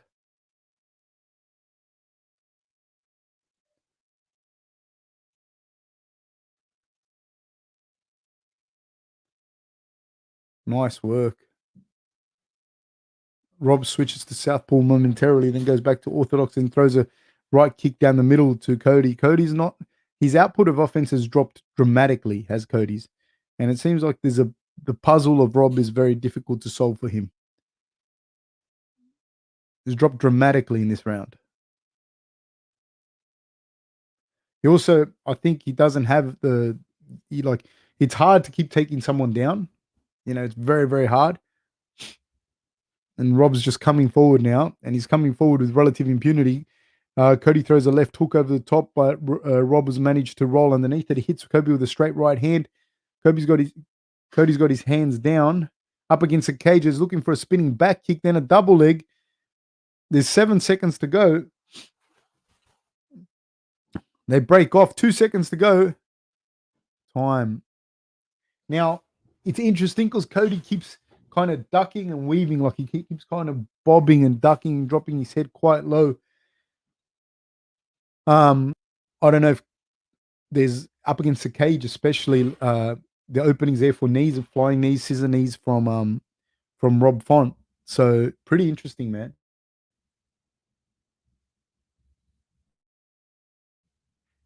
Okay. I don't remember. So Lydian says, I don't remember Cody doing this much grappling in other fights. No, me neither. But he does have very good grappling. He does have very good grappling. He's got an extensive amateur wrestling career. He can grapple. He's a very good grappler. Alexandria Banworth says 2 rounds in this bad for Cody. Yeah, at most I could give it a round apiece. I can't really remember because I'm not judging. I'm just commenting it. But Rob, in my opinion, Rob's starting to take the fight from him. He's starting to get away.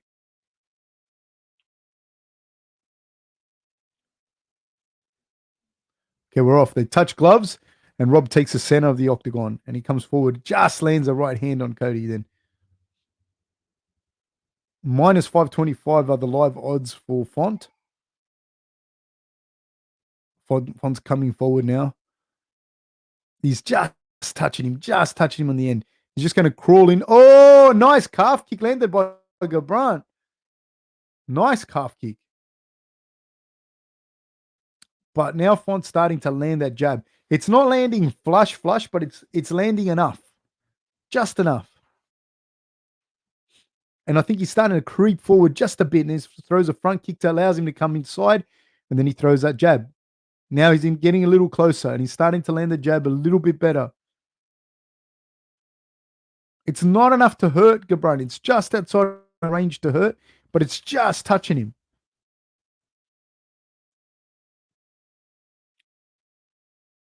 Oh, nice little counter by Cody with the left hand. There we go. Hits there. Font found a home for that right hand. Twice he found the home. It's hitting just on the end of the punch. It's not fully hitting Garbrandt, but it is touching him. And it is blooding up.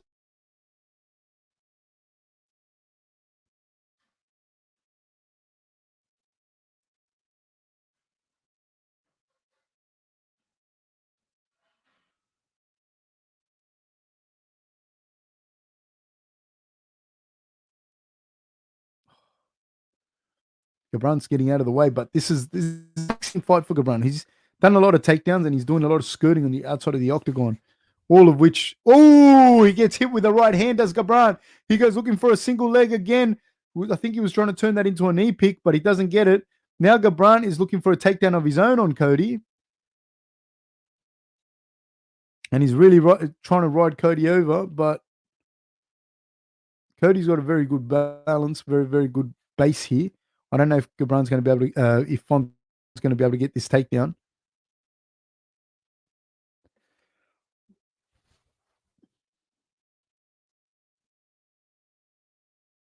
got the good head position, but Cody's got the underhook there. Now he's lost the underhook, and Rob keeps just on the body the whole time. Garbrandt's got the whizzer here, and he's trying to frame. He's trying to get the bicep control. Nice. Goes for a Granby roll, does Cody. Now, Rob's landing some ground and pound of his own from the top there. Cody managed to scramble back to his feet. There's 2 minutes to go in this round.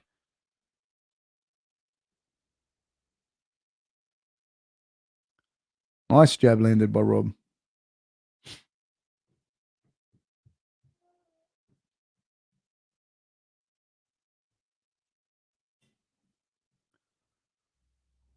Nice 1-2 landed by Rob Font. Oh, right hand landed by Cody, but I don't think he has the same on it anymore.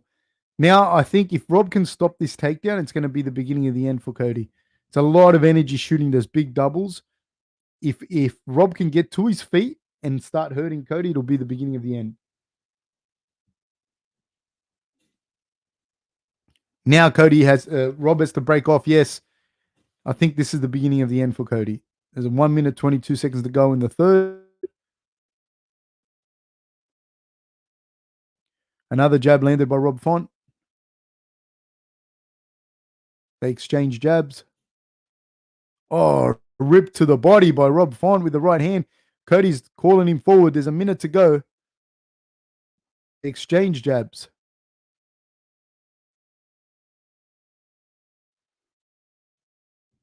Very smart the way Rob's fighting as well, man. Very smart. He's not getting caught up in any of it. He's not getting caught up in having a dogfight with Cody. He's not doing any of that stuff. He's just coming forward. Standing just outside of this. This is extremely fatiguing for Cody Garbrandt when somebody's doing this because he has to react to the feints. So that starts to tire your neural system down a lot, and you're also skirting the outside of the octagon. That tires you out as well.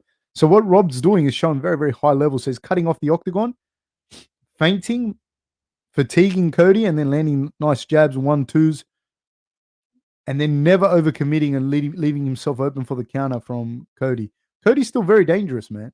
Still landing some good jabs and some good counters every now and then. Nice calf kick landed by Rob.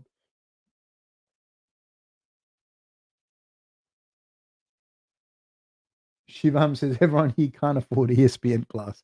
You monster, Shivam. You monster. Alexandra says, crazy. Cody did say Dillashaw showed the team Alpha Male how to do steroids EPO. Maybe he's off the juice. Maybe. I don't know.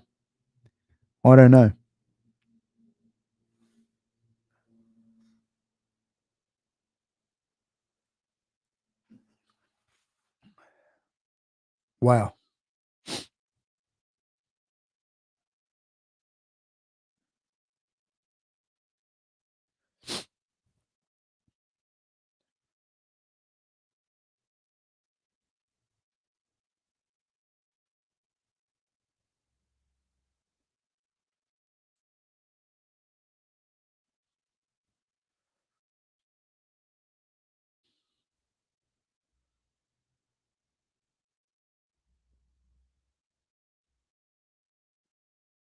They're about to kick off again.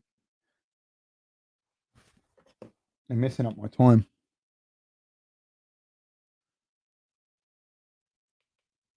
This is Rob Font's ever fourth round in MMA, apparently. And we're off. He's really landing the good shots, man. Calf kick landed there by Garbrandt. That one seems to have hurt Font a little bit.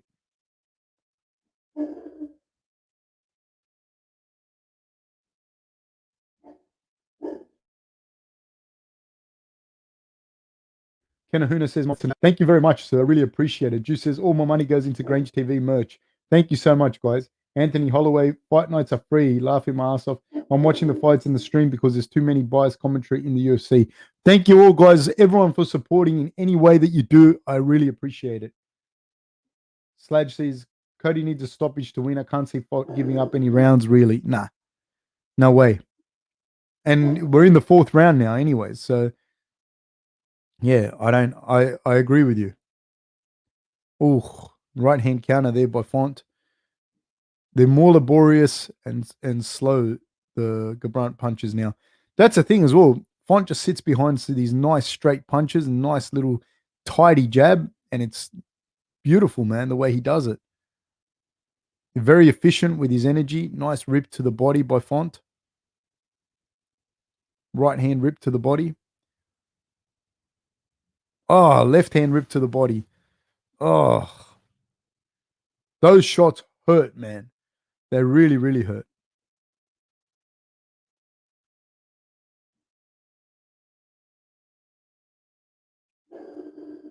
Fourth round, 3 minutes to go. Cody looking for a right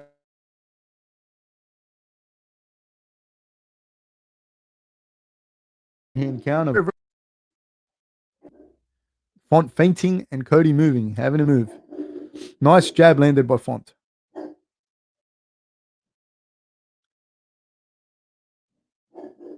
$2.53 to go. Oh, 1-2 landed by Font. Flush. Right kick to the body taken in the arms of Cody Garbrandt. One. Oh, nice combination landed by Font. Font starting to land those combinations.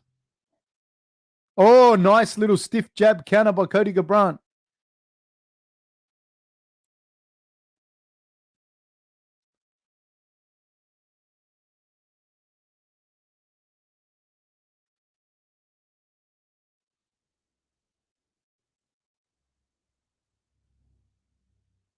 Font chasing down, stalking Cody now. Cody trying to move. Oh, 1-2 landed again by Font. Garbrandt's doing a good job of sliding just out of the way so he doesn't take the full brunt of the shot, but he's still taking more than is necessary, you know? Oh, nice calf kick landed by Font. 1-2 landed by Font. Oh! Font went for the right kick and Cody caught the kick at the same time.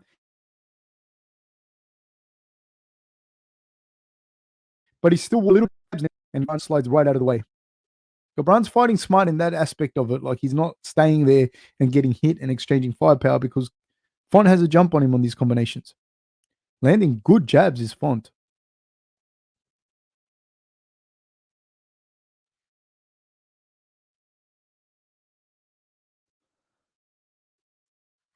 Yeah, the conditioning, sorry, I won't be able to read exactly one.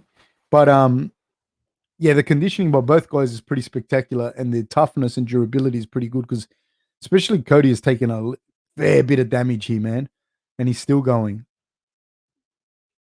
But he's starting to fade a lot. Fit as he is. Now my stream has stopped, believe it or not. My stream is lagging. I don't know what's happened to my stream. Now we're back. Juice, if you've dominated the first 3 rounds, how does your fight style or game plan change for the final 2 rounds? Do fighters relax? Some fighters relax. I wouldn't advise it because, I mean, the other guy can turn your switch off at any stage. So it's hard, man. You got to read what's happening in front of you at the same time. Double jab land.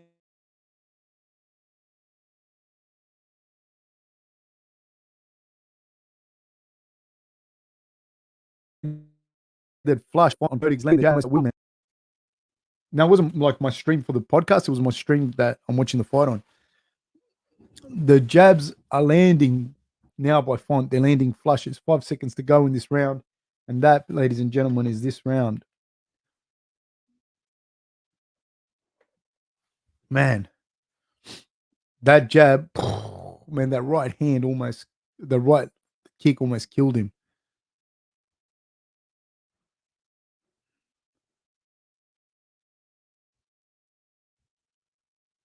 That right kick almost killed him, man.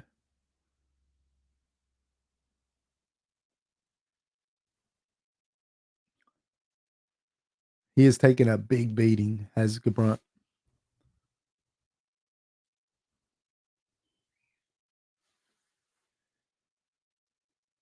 Caleb Smith says, in before Caleb pulls off of Derek Lewis. He could. He hits very hard for that division. My stream is frozen. would you say KO the next round? It could well be KO the next round, you know. And I haven't, Joseph. I haven't seen Cody outbox like this ever. Like outboxed. I haven't seen it. I've seen him get beat, but I've never seen him get outboxed like this. My stream is down, and we're off. 4:45 to go. I won't put the clock on because Robert Cody, but nothing on it. It was all right. Cody really coming forward at the start of that fifth round. It's taken a lot of damage though, Cody. Front kick up the middle by Font. Right, 2-1 landed by Rob Font.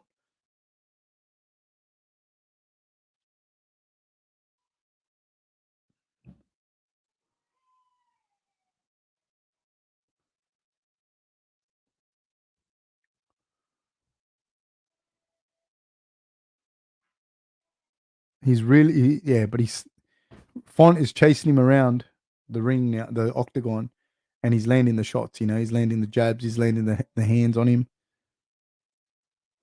Garbrandt is looking for a combination, but it doesn't get it. Left rip to the body, overhand right by Garbrandt, but nothing lands flush. Font looking really tight. He throws a knee up the middle.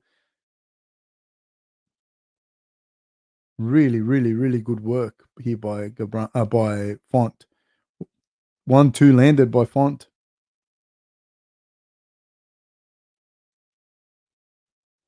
Cody doing a good job of bobbing and weaving, but wonder if Font's going to throw a scissor knee in there somewhere when he backs Cody up against the cage. Oh.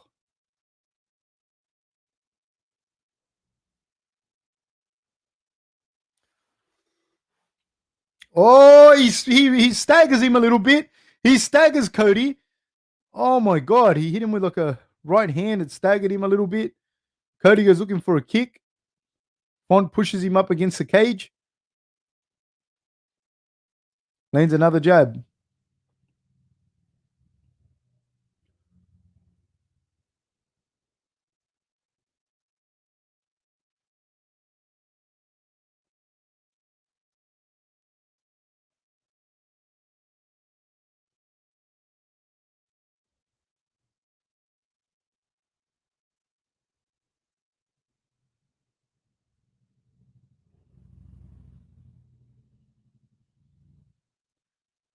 Two minutes to go. Jab landed there. Nice by Font.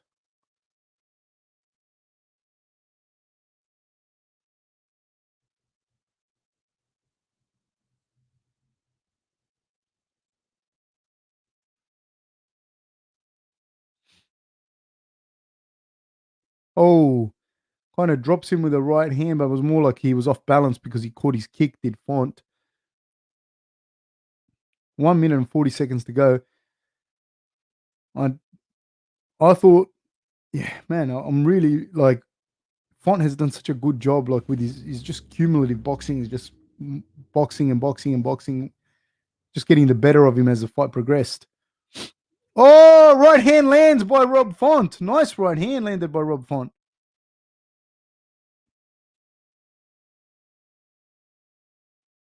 1-2 landed by Rob Font again. Cody's in a fair bit of trouble. There's 1 minute and 10 seconds to go. Another right hand lands. Another jab lands by Font.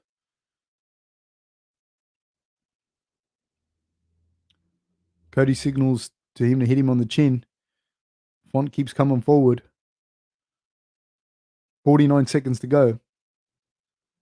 He's taking a lot of shots though, Cody.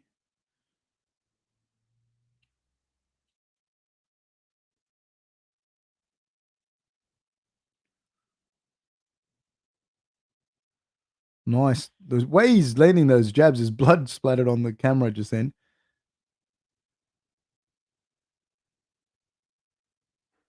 And he's not there for the counter, Font. He's doing such a good job of not being there for the counter.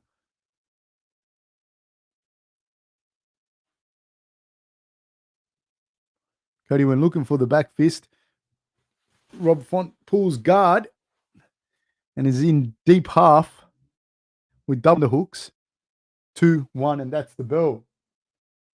Yeah, he's just not falling. Lydian says Cody's chin is better than people give him credit for. The losses to Dillashaw and Munoz create a sort of glass chin perception, but he's eaten a ton of big shots from Font.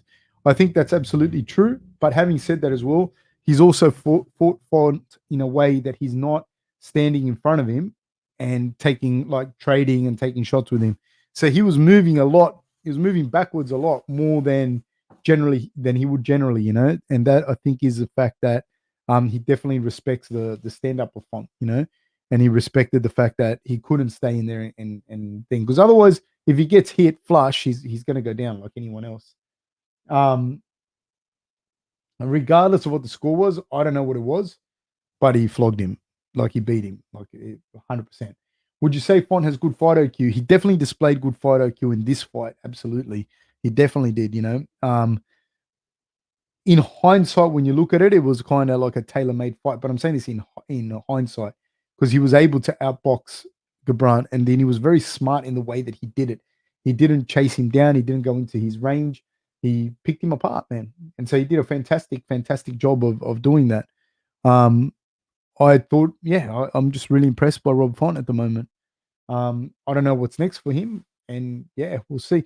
Guys, what I'm going to do is I'm going to go, and then on Tuesday at 3:00, we'll have a chat about the fights, and we'll have a chat about the upcoming fights and what's happening and what's next. So, guys, thank you so much, and I will catch up with you guys very, very soon. Thank you so much, everyone, for supporting. Please like and subscribe and hit the notification bell. Thank you so much, guys. Take care.